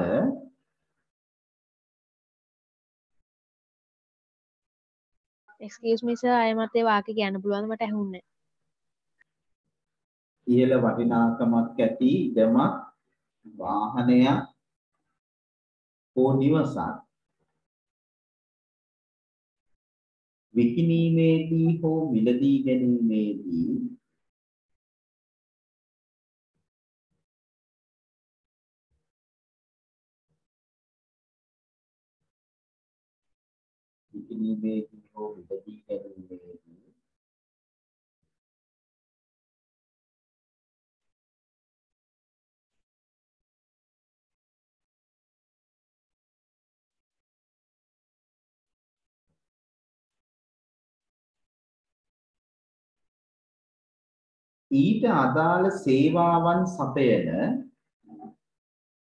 ඊට අදාළ සේවාවන් සපයන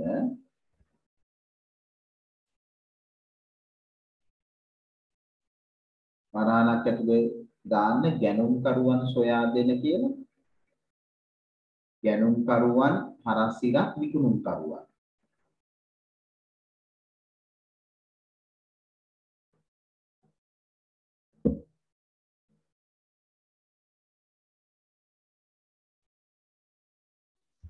ඊට අදාළ සේවා සපයන කියලා වරහණක් ඇතුලේ දාන්න ගැනුම්කරුවන් හරස් ඉරක් විකුණුම්කරුවන්.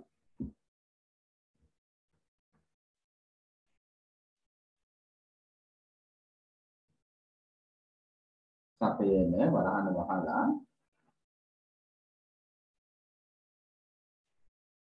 පුද්ගලයන් සහ ආයතන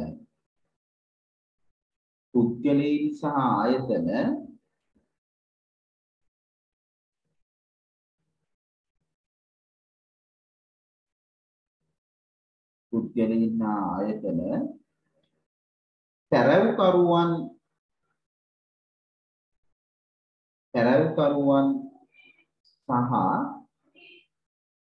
තැරැව් ආයතන ලෙස හඳුන්වයි.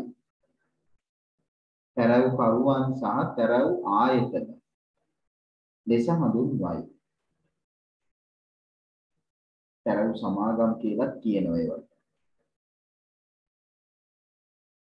අද ගොඩාක් ඉන්න ඒ වගේ තැරැව් සමාගම් ලියාපදිංචි.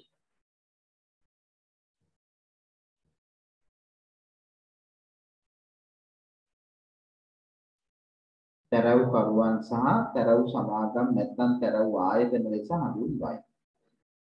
ඒක වාක්‍ය දිග වුණාට මම හිතන්නේ ඔයගොල්ලන්ට පැහැදිලි. විකිණීමේදී පමණක් නෙවෙයි මිලදී ගැනීමේදී ඒ කතාව වෙනවා.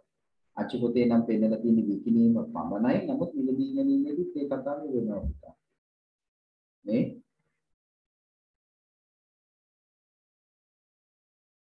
දැන් ඔය විවාහ යෝජනාවලදී නේ ඒ හා සම්බන්ධව තරව් පුද්ගලයන් ඉන්නවනේ. ඔවුනුත් ඒ කොමිස් මුදල් ගන්නව නේද?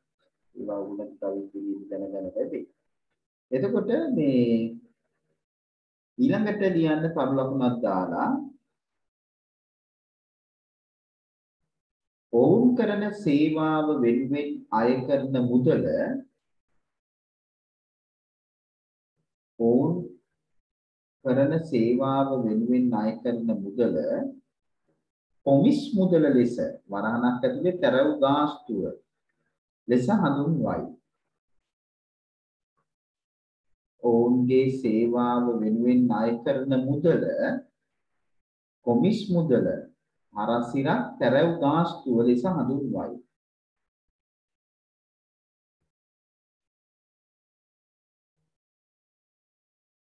තරව් ගාස්තුව ලෙස හඳුන්වයි. ඔවුන්ගේ සේවාව වෙනුවෙන් අය කරන මුදල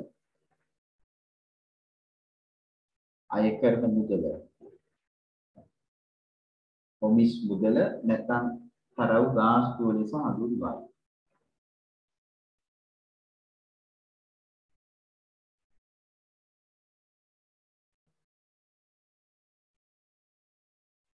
හරිද? ඊළඟට ලියන්න පුතාට අර ලකුණක් දාලා තරව් ගාස්තුව අය කරන්නේ ප්‍රතිශතයක් ලෙසය. තරව් ගාස්තුව අය කරන්නේ ප්‍රතිශතයක් ලෙසය. ඒ කොමිස් ප්‍රතිශතය ලෙස හඳුන්වයි. කොමිස් ප්‍රතිශතය. ඒ කොමිස් ප්‍රතිශතය ලෙස හඳුන්වයි. අරුදා තරව් ගාස්තුව අය කරන්නේ ප්‍රතිශතයක් ලෙසය. ප්‍රතිශතයක් ලෙසය. ඒ කොමිස් ප්‍රතිශතය ලෙස හඳුන්වයි. ඊළඟට කොමිස් ප්‍රතිශතය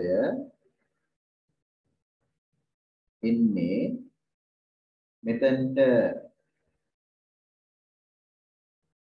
ගැනුම් මිල නැත්තම් විකුණුම් මිල. මෙතන තියෙන්නේ කොමිස් මුදල.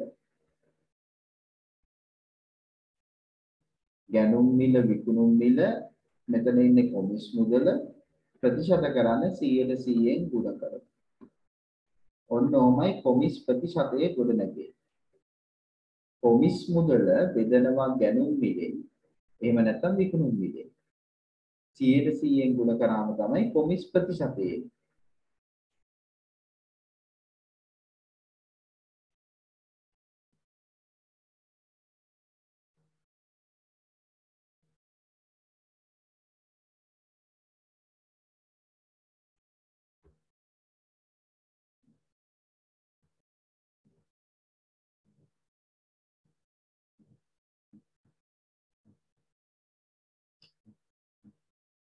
හරිද? එතකොට අපිට අර සුපුරුදු පරිදි අවස්ථා ගන්න පුළුවන් කොමිස් ප්‍රතිශතය දීලා ගැනුම් මිල දීලා විකුණුම් මිල අහන්න පුළුවන්. කොමිස් ප්‍රතිශතය දීලා විකුණුම් මිල දීලා ගැනුම් මිල අහන්න පුළුවන්. එතකොට ගැනුම් මිල විකුණුම් මිල දීලා කොමිස් මුදල අහලා ප්‍රතිශතය අහන්න පුළුවන්. අර අවස්ථා තුන අපිට වෙන් කරගන්න පුළුවන් මෙතන. නේ? ඒ අවස්ථාවන් අනුව ඔයගලන්ට මේ ගැටලු හදන්න පුළුවන්. අර වට්ටම් වලදී වගේ තමයි. අපි අභ්‍යාසයේම ගානත් එකක් බලමුකෝ. දැන් ඔයගොල්ලෝ හදලා තියෙන හින්දා අපි නවත්තපු තැනටම යමු. ඒ ගණන් දෙක තුන ඉක්මනට හදමු බලන්න. පුතාලා මෙතනට ආව නේද? ඔව් සර්. හරි. මේකෙන් තව හොයන්න පුතේ. තවත් තොරතුරු හොයන්න අපි අභ්‍යාසයට යමු. අපි එන්නේ 6 වෙනි ප්‍රශ්නෙට. ප්‍රශ්නාංක 6. මම ඒක ඔයගොල්ලොත් එක්ක සාකච්ඡා කරන්නම්. එක්තරා තරව් සමාගමක් ඉඩමක් විකුණා දීම සඳහා 3% කොමිස් මුදලක් අය කරයි. රුපියල් මිලියන 5ක් වටිනා ඉඩමක් විකිණීමේදී ගෙවීමට සිදුවන කොමිස් මුදල කොපමණද? එතකොට අපිට කරන්න තියෙන්නේ විකුණුම් මිලෙන් 3%. ඒ කියන්නේ මිලියන 5න් 3%ක් අපි ගණනය කරනවා. 100ව 1යි. එතකොට පුතා 100ව එනවා 50000ක්. 50000 වා 3ක් එනවා රුපියල් 150,000. තරව් ගාස්තුව කොමිස් මුදල රුපියල් 150,000. 1,50,000. එතකොට මේ තරව් සමාගම මේ ඉඩම විකිණීමෙන් ඔව් රුපියල් 1,50,000ක සේවා ගාස්තුවක් අය කරනවා.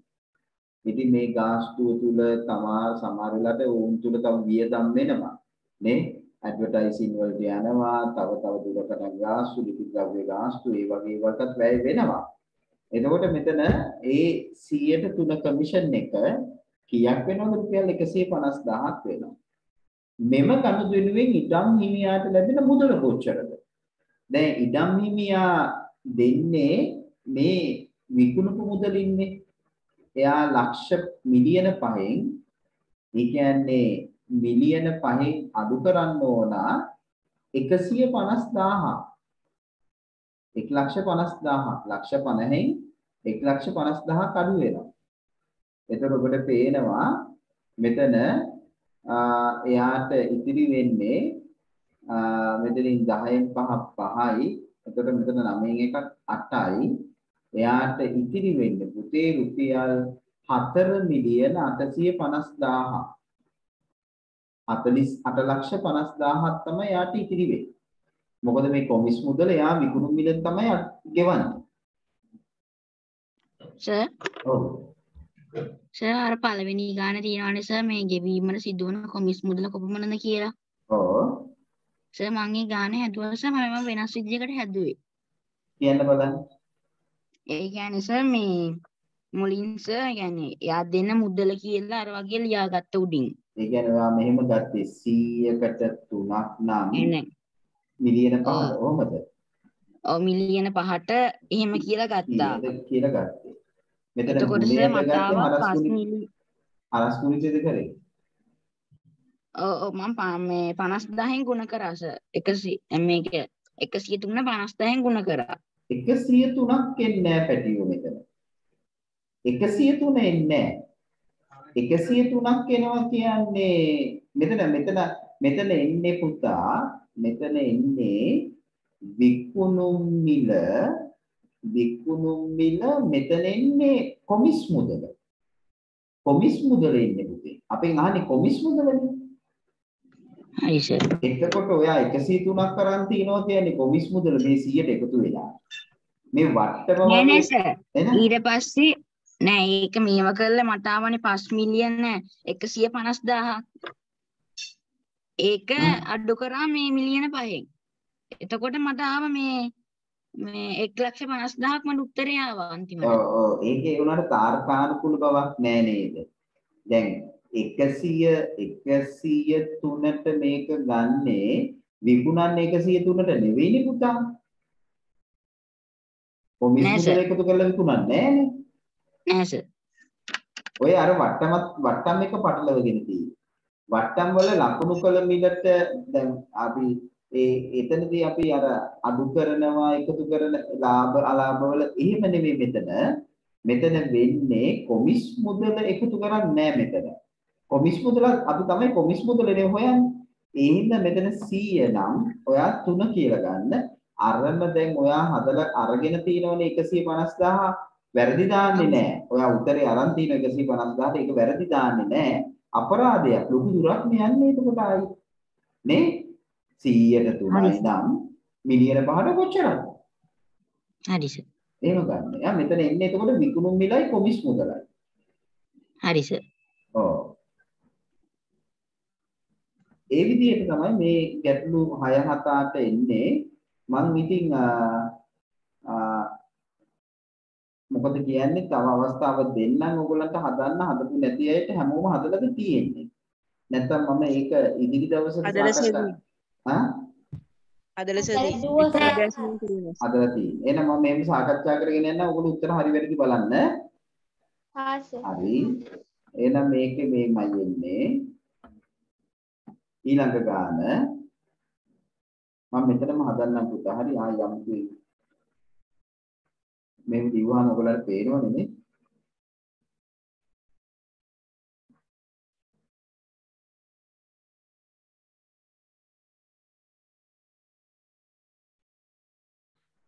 ඊළඟට 7 වෙනි ප්‍රශ්නේ. තරවකරුවෙකු විසින් රුපියල් 300,000ක් වටිනා විදුලි ජනන යන්ත්‍රයක් විකුණා දීම සඳහා කොමිස් මුදල වශයෙන් රුපියල් 25,000ක මුදලක් අය කරනු ලැබිනි. ඒ සඳහා අය කර ඇති කොමිස් ප්‍රතිශතය. එතකොට අපි මොකද කරන්නේ? කොමිස් ප්‍රතිශතය හොයන්නේ කොමිස් මුදල 25,000 බෙදනවා 300,000. ප්‍රතිශත කරන්න 100ට 100ෙන් ගුණ කරනවා.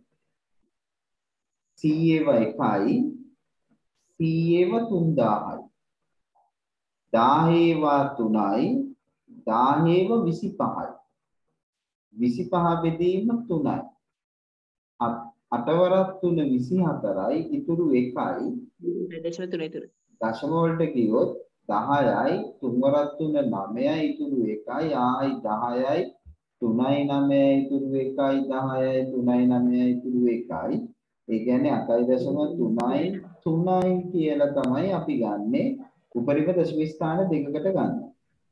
නැත්තම් 8යි 3න් 1යි කියලා ගත්තත් වැරදි නෑ. ඒක නේද කියන්නේ? 3යි 4යි කියලා ගත්තා. බෑනේ 3යි 4 වෙන්න බෑනේ දුව. 8.3යි 3යි 3යි 3යි නේ ඔහොම එන්නේ. එතකොට වැටීමේදී අපි දශම ස්ථාන දෙකකට හොයනකොට තුන්වෙනිය දිහා තමයි බලන්නේ. එයා 5ට අඩු නම් මෙයාට එකතු කරන්නේ නැහැ පුතේ. එතකොට 8.3යි 5 හෝ 5ට වැඩි වුණොත් තමයි මේ දෙවෙනි දශම ඉලක්කම ටිකක් එකතු කරන්නේ. තේරුණාද? කොහොමද කරන්නේ? ඔව්. තුන්වෙනි සංඛ්‍යාව 5ට වැඩි වෙලත් වැටීම සිද්ධ නොකළොත් වැරදිද? ඔව් හොඳ ප්‍රශ්නයක්. වැටීම මෙතන කරන්න කියලා නෑනේ. අහලා තියෙන්නේ. එතකොට අපි පුතා 8.3ටත් ලකුණු දෙනවා. අරම දැන් අපි දුම මෙයා වැඩි කියලා අපි හිතමුකෝ. එතකොට 8.3යි 4ටත් ලකුණු දෙනවා. වටාම සාධාරණ වෙන්නේ දුව අපි මේ වගේ දශම වලට කියන්නේ පුතේ සමාවර්ත දශම. 11 පළවෙනි පාඩමේදී උගන්වනවා. සමාවර්ත දශම. එකම දශම ඉලක්කමක් හෝ කාණ්ඩයක් නැවත නැවත එනවනම් පුනා එනවනම් එවැනි දශම අපි හඳුන්වන්නේ සමාවර්ත දශම කියලා. සමාවර්ත දශම ලියන තව ක්‍රමයකුත් තියෙනවා.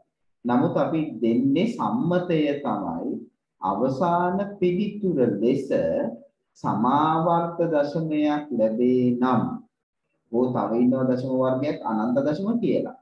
අනන්ත දශමයක් ලැබේ නම් අපි උපරිම දශම ස්ථාන දෙකකින් උත්තරේ තියෙනවා. දෙකකින් තියෙනකොට තුන්වෙනි දශම ඉලක්කම දිහා බලලා වටේලා තියෙන එක තමයි වඩාම සාධාරණ. නමුත් ඔබේ වයසේදී මේ පන්තියේදී අපි මේ දෙකම නිවැරදි කියලා ගන්නවා. පැහැදිලිද? පැහැදිලි සර්. හොඳ ප්‍රශ්නයක් ඇවිල්ලා. සර් ඒ වගේම ඔය දශම ස්ථාන දෙකයිනේ ලියන්න ඕනේ.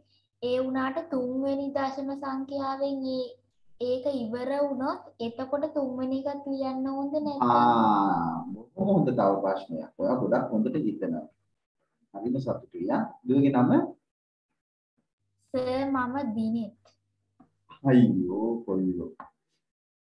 සමාවෙන්න දුව කිව්වට දුවල පුතා. සර් තමක් නෑ. ඔව්. එතකොට පුතේ බිනෙත් නේද? බිනෙත්. බිනෙත් දැන් සාමාන්‍යයෙන් මේ 3න් 6න් 11න් 9න් බෙදෙන සංඛ්‍යා આવොත් බොහෝ දුරට පුතේ අර බංකුව වගේ සමාවර්ත දශම තමයි එන්නේ. 2න් 4න් 5න් 8න් දෙකේ ගුණාකාර පහේ ගුණාකාර වගේ. එතකොට පුතා එන්නේ අර කිව්වා වගේ ඒවට අපි කියන්නේ පුතා ඒවත් සමාවර්ත දශමම තමයි. ඒක සුවිශේෂී ඒවා අපි හඳුන්වනවා අන්ත දශම කියලා. අන්ත දශම. ඒ කියන්නේ දැන් අපි දැන් සරල උදාහරණයක් ගන්නකො දැන් පාඩම පොඩක් එහාට ගෙනිච්චට ඔයාගේ ප්‍රශ්නෙට උත්තරේ ගොඩනගන්න මම මේ කියන්නේ අපි ගමු පුතේ දැන් ඔන්න 8න් 1 කියලා ගමුකෝ 8න් 1. දැන් 8න් 1ක් වුවාම ඉන්නේ 0.125 ඉන්නේ ඒක ඔව් එක 8න් බෙදුවාම එකට නැහැ බිඳුවයි 1යි දශම වලට ගියා 10යි 1යි 8යි ඉතුරු 2යි 20ට 8 වරක් 2 16යි ඉතුරු 4යි 40ට 5යි එතනින් ඉවරයි. නමුත් අපිට ඕන නම් අකට බිඳු දාන්න පුළුවන් ඕන තරම්. ඒක සමාවර්තයක්. නමුත් සමාවර්තයක් වුණාට අකට සමාවර්තනය වෙන්නේ ඉලක්කම බිඳුව හින්දා අපි මේකට කියන්නේ අන්ත දශම කියලා. එතකොට උත්තරේ පුත අනිවාර්යෙන්ම මේව තියන්න ඕන. එතකොට මේව තියන්න ඕන. හා සර්. එතකොට මෙන්න මේ අවබෝධය තියෙන්න ඕන 2න් 4න් 5න් 2 ගුණාකාර 5 ගුණාකාර එනවනම් පුතේ බෝධුකට එන්නේ අන්ත දශමයක්. හරි? ඒක ප්‍රැක්ටිස් එකෙන් ඔයගොල්ලන්ට තේරි කරගෙන යනකොට අවබෝධ වෙනවා. අපි ලියා ගන්නද ඒක පොඩ්ඩක්. අපිට ඒක පොඩ්ඩක් ලියා ගන්නද කොහෙන් හරි? ලියා ගන්න. දශම සංඛ්‍යා වර්ග 3ක් එනවා. සමාවර්ත දශම, අන්ත දශම, අනන්ත දශම කියලා. 11 පළවෙනි පාඩම. උදාලට ආසනන් අන්න 11 පොත හරවලා පබ්ලිකේෂන් ඩිපාර්ට්මන්ට් වෙබ්සයිට් එකෙන් 11 පොත අරගෙන පළවෙනි පාඩම හොඳට කියවලා බලන්න. ඔයගලන්ට තේරුම් ගන්න බැරි නෑ. පරිමේය සංඛ්‍යා කියන පාඩම. තාත්වික සංඛ්‍යා. සංඛ්‍යා වර්ගීකරණය.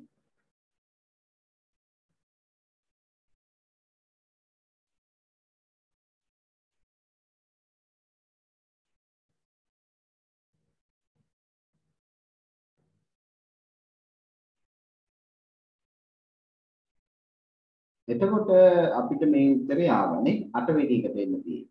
මකන්නද දැන් සේනාත් හරිද? හරි සර් ලියාගත්තා. thank you. හරි welcome. 8 බලමු. වාහනය කලවි කිරීමේදී තරවකරුවෙකුට 30000ක මුදලක් ගෙවීමෙන් පසු වාහනේ අයිතිකරුට ලැබුණු මුදල 570,000ක් නම් වාහනේ විකුණුම් මිල කීයද කියලා අහනවා. මොකද කරන්න ඕනේ? 570,000ට එකතු කරනවා 30000. 30000 එකතු කරනවා. කීයද උත්තරේ එතකොට? 600,000යි නේ. රුපියල් 600,000යි. ඒ කියන්නේ ලක්ෂ 6යි. අය කර ඇති කොමිස් ප්‍රතිශතය කොහොමද ගන්න? 600,000කට 30,000යි. ගුණ කිරීම 100කට කොච්චරද? 105යි. ඔව්. මෙතන බිංදු 4යි, මෙතන බිංදු 4යි. මෙතන තව බිංදුවක් ගත්ත 10 ගුණාකාර තුන් වරක් 1යි තුන් වරක් 2යි දෙවරක් 1යි දෙවරක් 5යි. 100ට 5යි කොමිස් ප්‍රතිශතය. මේ 100ට 5යි. 9 වෙනි ගාන.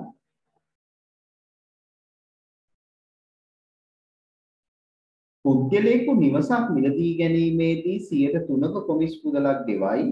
ඒ අනුව ඔහු කොමිස් මුදල ලෙස ගෙවූ මුදල රුපියල් 54,000ක් නම් නිවස ගත් මිල සොයන්න. නිවස ගත් මිල සොයන්න. 100ට 3ක් කොමිස් මුදල ලෙස ගෙවනවා.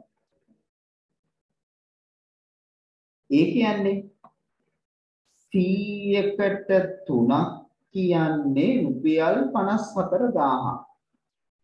අච්චරට මෙච්චරයි නම් නිවස ගත් මිල කියන්නේ 100ට 100 නේ පුතා. 100ට 100.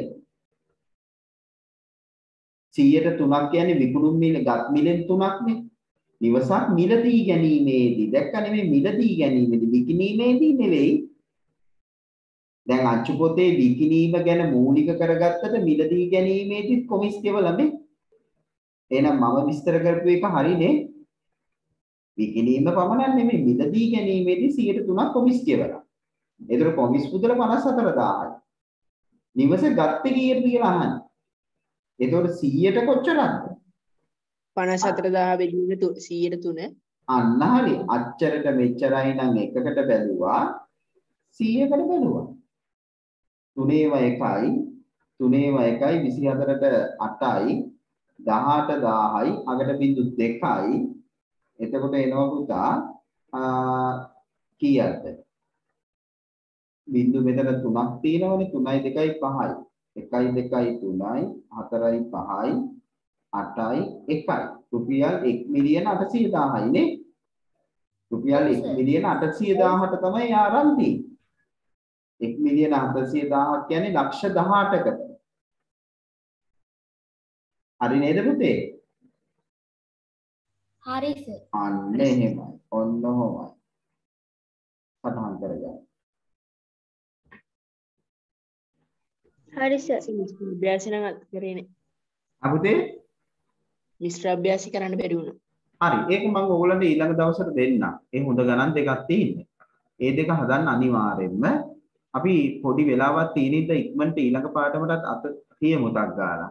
මේක අපි කරාද මම කොහොමද කරේ කියලා මට පොඩ්ඩක් පැහැදිලි. ඒ 10 පන්තියේදී නේ. විජී ප්‍රකාශන කරේ නැහැ නේද පුතා ඔයගොල්ලන්ට? නෑ සර්. හරි. මම පුංචි කොටසක් ටක් ගාලා කියලා දෙන්නම්. දැන් අපි බලන්නකෝ සංඛ්‍යා වලින් දැන් බීජ ගණිතයට එනවා. සංඛ්‍යා වලින් බීජ ගණිතයට එනවා.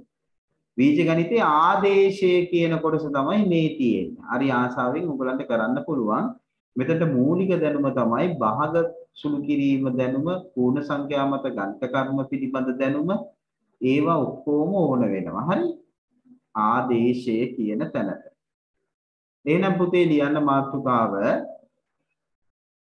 විජීය ප්‍රකාශන. විජීය ප්‍රකාශන. පස්වෙනි පාඩම.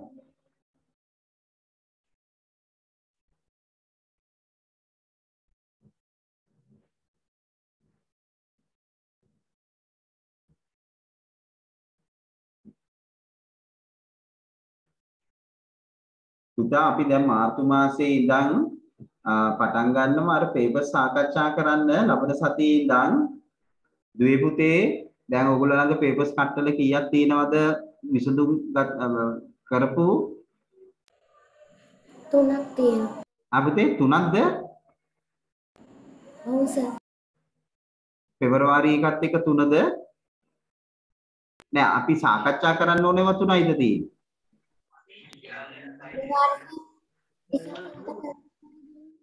ඔව් ඒ ටික හරියට උත්තර ලියලා සූදානම් කරගන්න. දැන් පෙබරවාරි මාසයේ අග ඕගොල්ලන්ගේ සමහර පාසල් වල රජයේ පාසල් වල තුන්වෙනි වාර විභාගයේ තියෙනවා. ඒ හින්දා අපි දැන් මාර්තු මාසයේ වැඩි බරක් දෙනවා අපි මේ පැත්තට. අපි කොහොම හරි බැලන්ස් කරගන්න ඕනින්ද මේ විෂය නිර්දේශයෙන් දැන් අපි 5 වෙනි පාඩමට ආවා. ඊට පස්සේ අපි මාර්තු මාසයේ ආයි නැවත පේපර්ස් වලට වැඩි බරක් දෙනවා. වැඩි කාලයක් වැය කරනවා. මොකද වාර විභාගයට සූදානම් වීම පිණිස. පැහැදිලි? ඒක මම පොඩ්ඩක් කල් දුන්නේ ඔයගොල්ලන්ට පේපර්ස් ටික හදලා සූදානම් කරගන්න. එතකොට නැවත අමතක වෙන්නේ නැති හින්දා. ඒ පණිවිඩය මට මතක් වෙච්ච වෙලාවේ දැන් කිව්වේ. VGA ප්‍රකාශනය යටතේ ලියන්න පුතේ අනුමාතුකාව පුනරීක්ෂණ අභ්‍යාසය ඔයගොල්ලෝ ගෙදරදී කරන්න ආදේශය කියලා. ආදේශය. ආදේශය.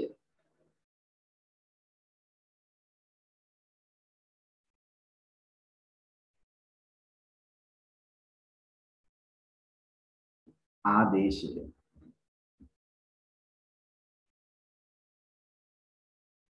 ඊට පස්සේ ලියන්න මෙහෙම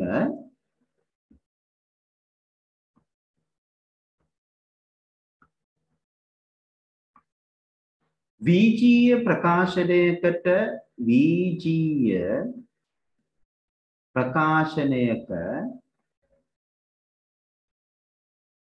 අඥාත සඳහා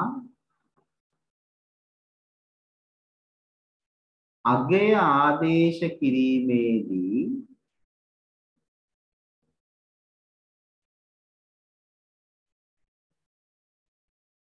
පහත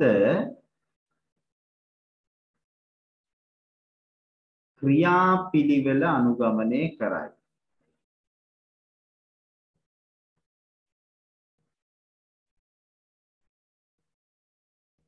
පහත ක්‍රියාපිළිවෙල අනුගමනය කරයි.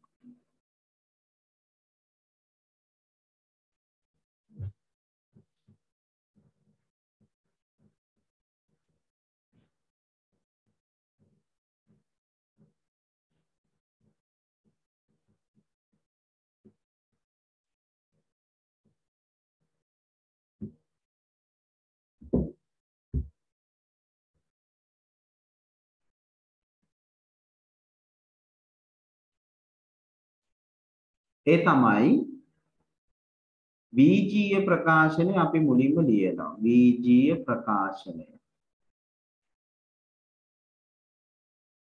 දෙවෙනි පියවර නිවැරදි ආදේශය. නිවැරදි ආදේශය.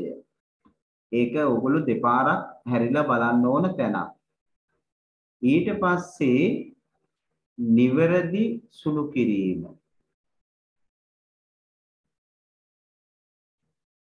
නිවැරදි සුළු කිරීම එතනදී ඕගොල්ලන්ට වැදගත්ම වෙනවා බොට්මාස්. බොට්මාස්ව මතක් වෙන්න ඕන. ඊට පස්සේ අගය ලබා ගැනීම.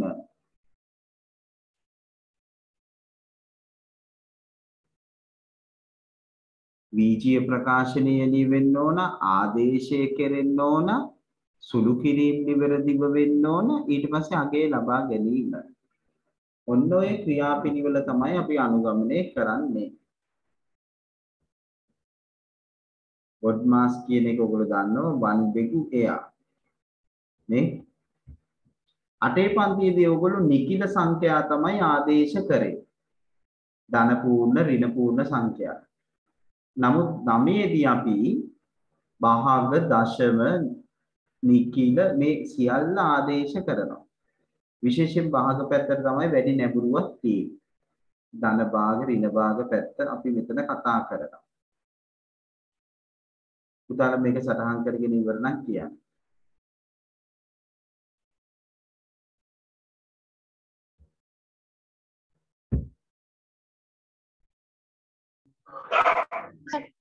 සටහන් කරගත්ත සර්. හරි පුතේ.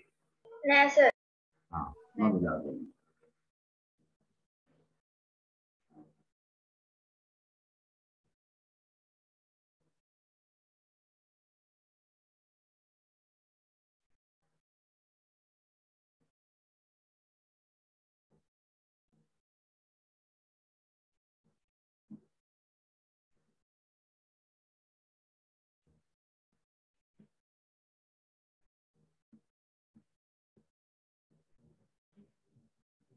හරිද? නෑ සර්.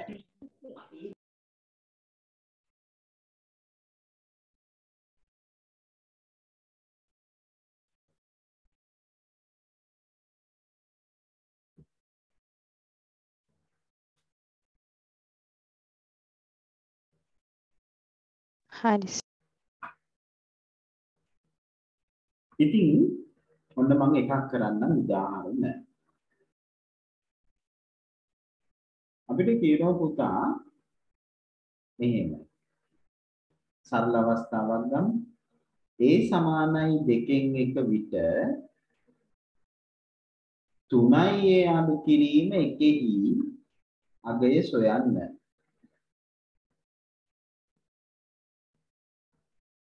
අගය සොයන්න. එතකොට පුතා අපි 3යි a අඩු කිරීම එක ලිව්වා. සමාන දැම්මා.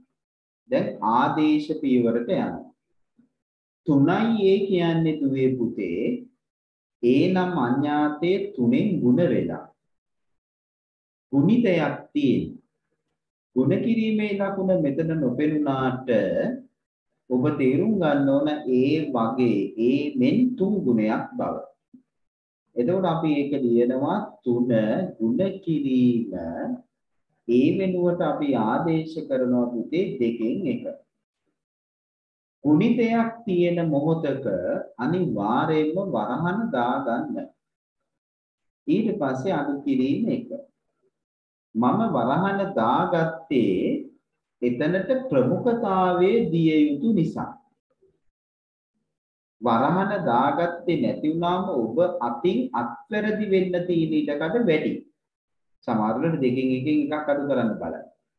එතකොට ඔබ දන්නවා වරහන තුල සුළු කරන්න ඕන කියලා. දැන් ඔබ දන්නවා 3 භාගෙන් ගුණ වෙනවා කියන්නේ දුවේ පුතේ 2න් 3යි කියන කාරණාව. ඔබ අටේ ඉගෙන ගන්නවා භාග පූර්ණ සංඛ්‍යා ගුණ කිරීම 3ට යටින් එකක් දැම්ම මෙතන 2න් 1 එනවා 3 වරක් 1 3යි දෙවරක් 1 2යි. ඒක තමයි මම අතන කරේ. ඒකෙන් අඩු කරන්න තියෙන එකක්. දැන් අපිට පුළුවන් එකක් අඩු කරන්න නම් මෙතන ඕනම් පොදු හරයක් ගන්න පුළුවන් 2යි කියලා. මෙයා 3යි මෙතන ඕගොල්ලන්ට පුළුවන් 1 බෙදීම 1 කියලා ගන්න.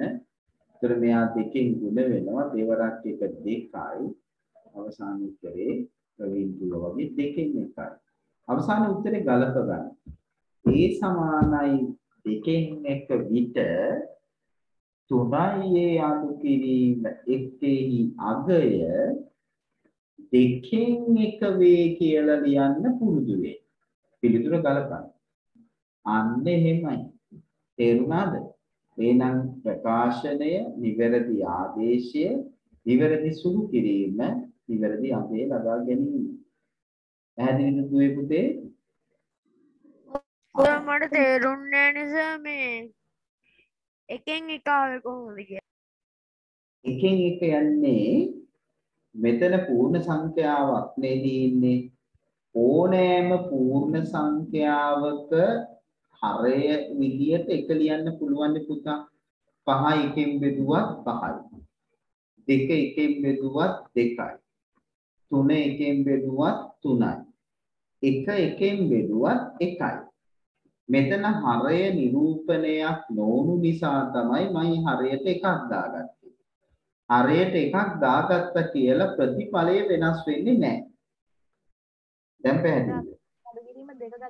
දෙකෙන් ගුණ කළේ කොහමද? දෙකෙන් ගුණ උනේ එක දෙක වුණානේ මේකන හරය එක දෙක වුණානේ. එක දෙක වෙනවා කියන්නේ තුල්ලේ භාගනේ. මෙයා දෙකෙන් ගුණ වුණා. එහෙනම් ලවයත් දෙකෙන් ගුණ කරන්න ඕන නේද? ඔව් සර්. දැන් පැහැදිලි? සර් ඔතන තියෙන දෙකෙන් තුන කියන විෂම භාගයන්නේ. ඒතකොට සර් අපිට ඔව් මිශ්‍ර ඔව් ඔයා සංඛ්‍යා මන් දන්නවා පුතා කියන්නේ 1 2 එකෙන් එකක් අඩු කරාම භාගයයි කියන එක නෙනේ. ඔව් සර්. ඔව් එහෙම දකින්න පුළුවන්. ඒක හරි. පාන්ගෙඩි එකමාරක් ගෙනල්ලා පාන්ගෙඩියක් කෑවහම භාගයක් ඉතිරි වෙනවා. මෙච්චර දුර යන්න ඕනේ නැහැ. මෙතුනි තේරුණාද? දෙකෙන් තුනයි කියන්නේ 1 2කින් 1යිනේ. 1 2කින් එකමාරේ එකක් අඩු කරා. ඒක දෙකෙන් 1යි කියලා ගන්න පුළුවන්. නැත්නම් අපිට සාමාන්‍ය හදන්න ගානක් දෙන්නකෝ. ඔව් දෙනවා. භාග සුළු කිරීමක් තමයි මෙතන තියෙන්නේ. මේක හරිද? ඔව් සර්. සෝක ලියා ගන්නද?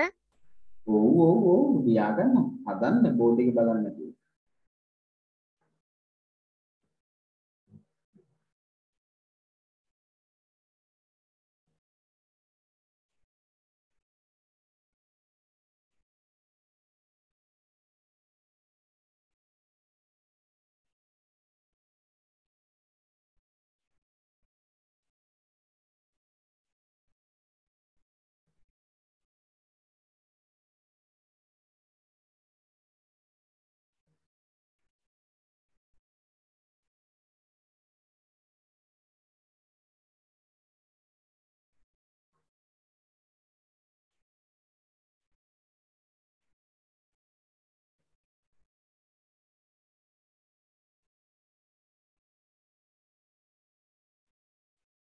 හරිද?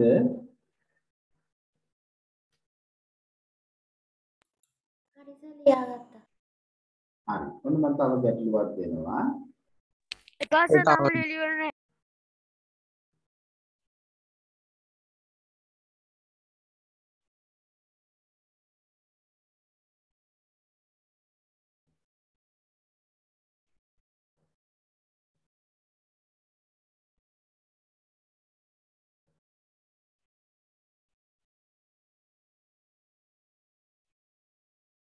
හරි.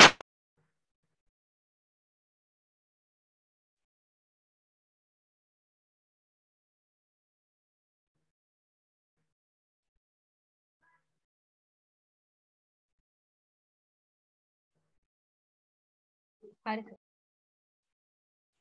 ඔව්. අපි බලමු එන්න.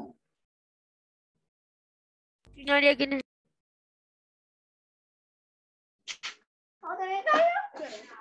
ගොඩ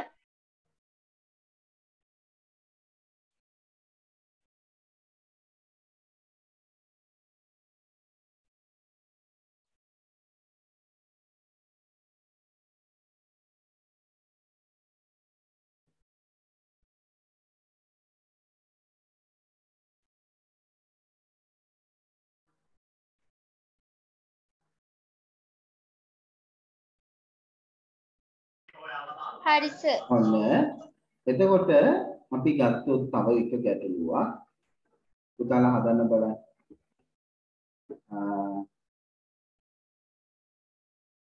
B සමානයි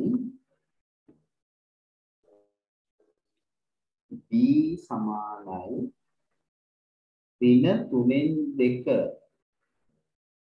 වන විට 3යි එකතු කිරීම 5ෙහි හගේ සොයන්න.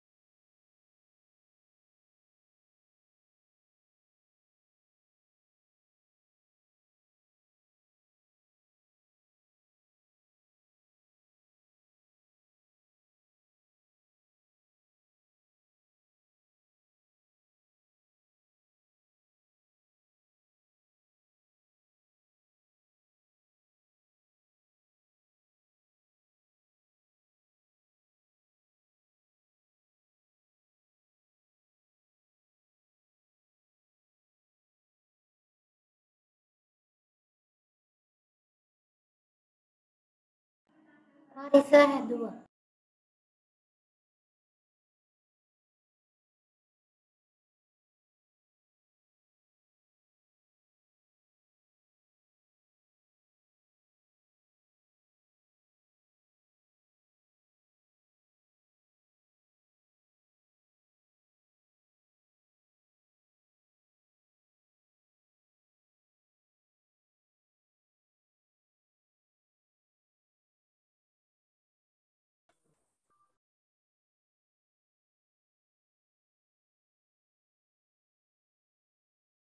හරි සර්.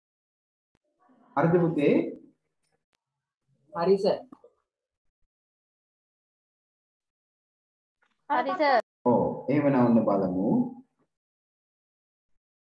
3යි b එකතු කිරීම 5.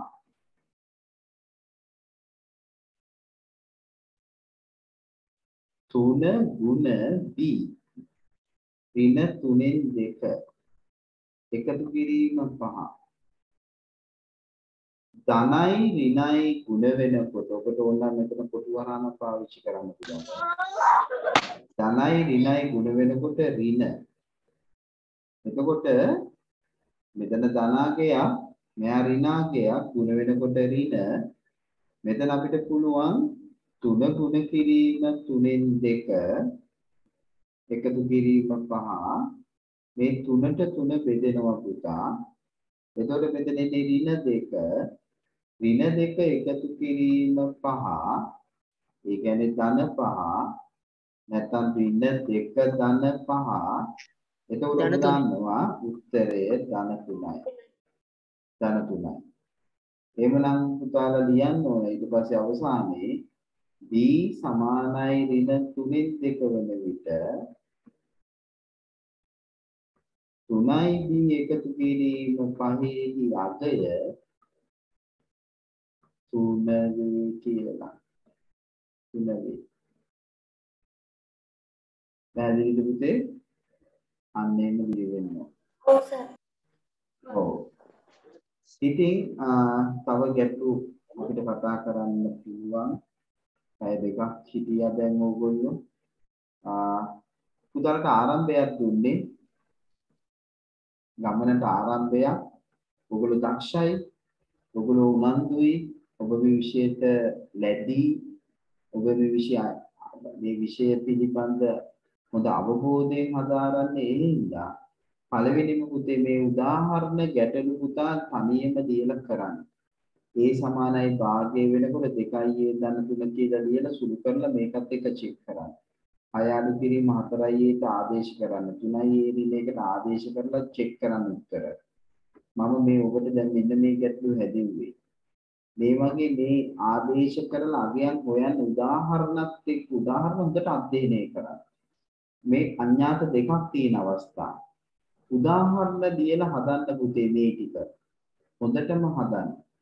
ඊළඟට අභ්‍යාසයට එන්න පුළුවන් පුතාලට 5 අභ්‍යාසය. ඒ හින්දා මම හිතනවා ලබන සතිය වෙනකොට ඔයගොල්ලෝ 5 අභ්‍යාසය සම්පූර්ණ කරන්න පුළුවන්. ඕනම මොහොතක ගැටලුවක් මතුවුණොත් දෙතුන් සැරයක් උත්සාහ කරලා ඔබට පුළුවන් මගේ ඕනම වෙලාවක අහන්න.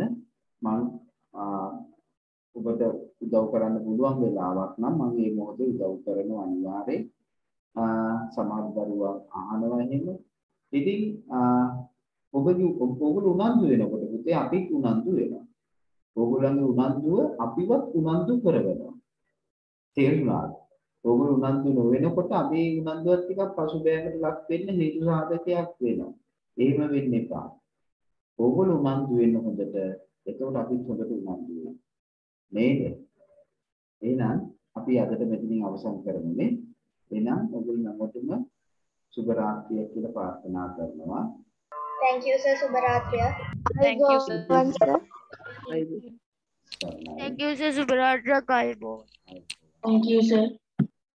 Thank you sir.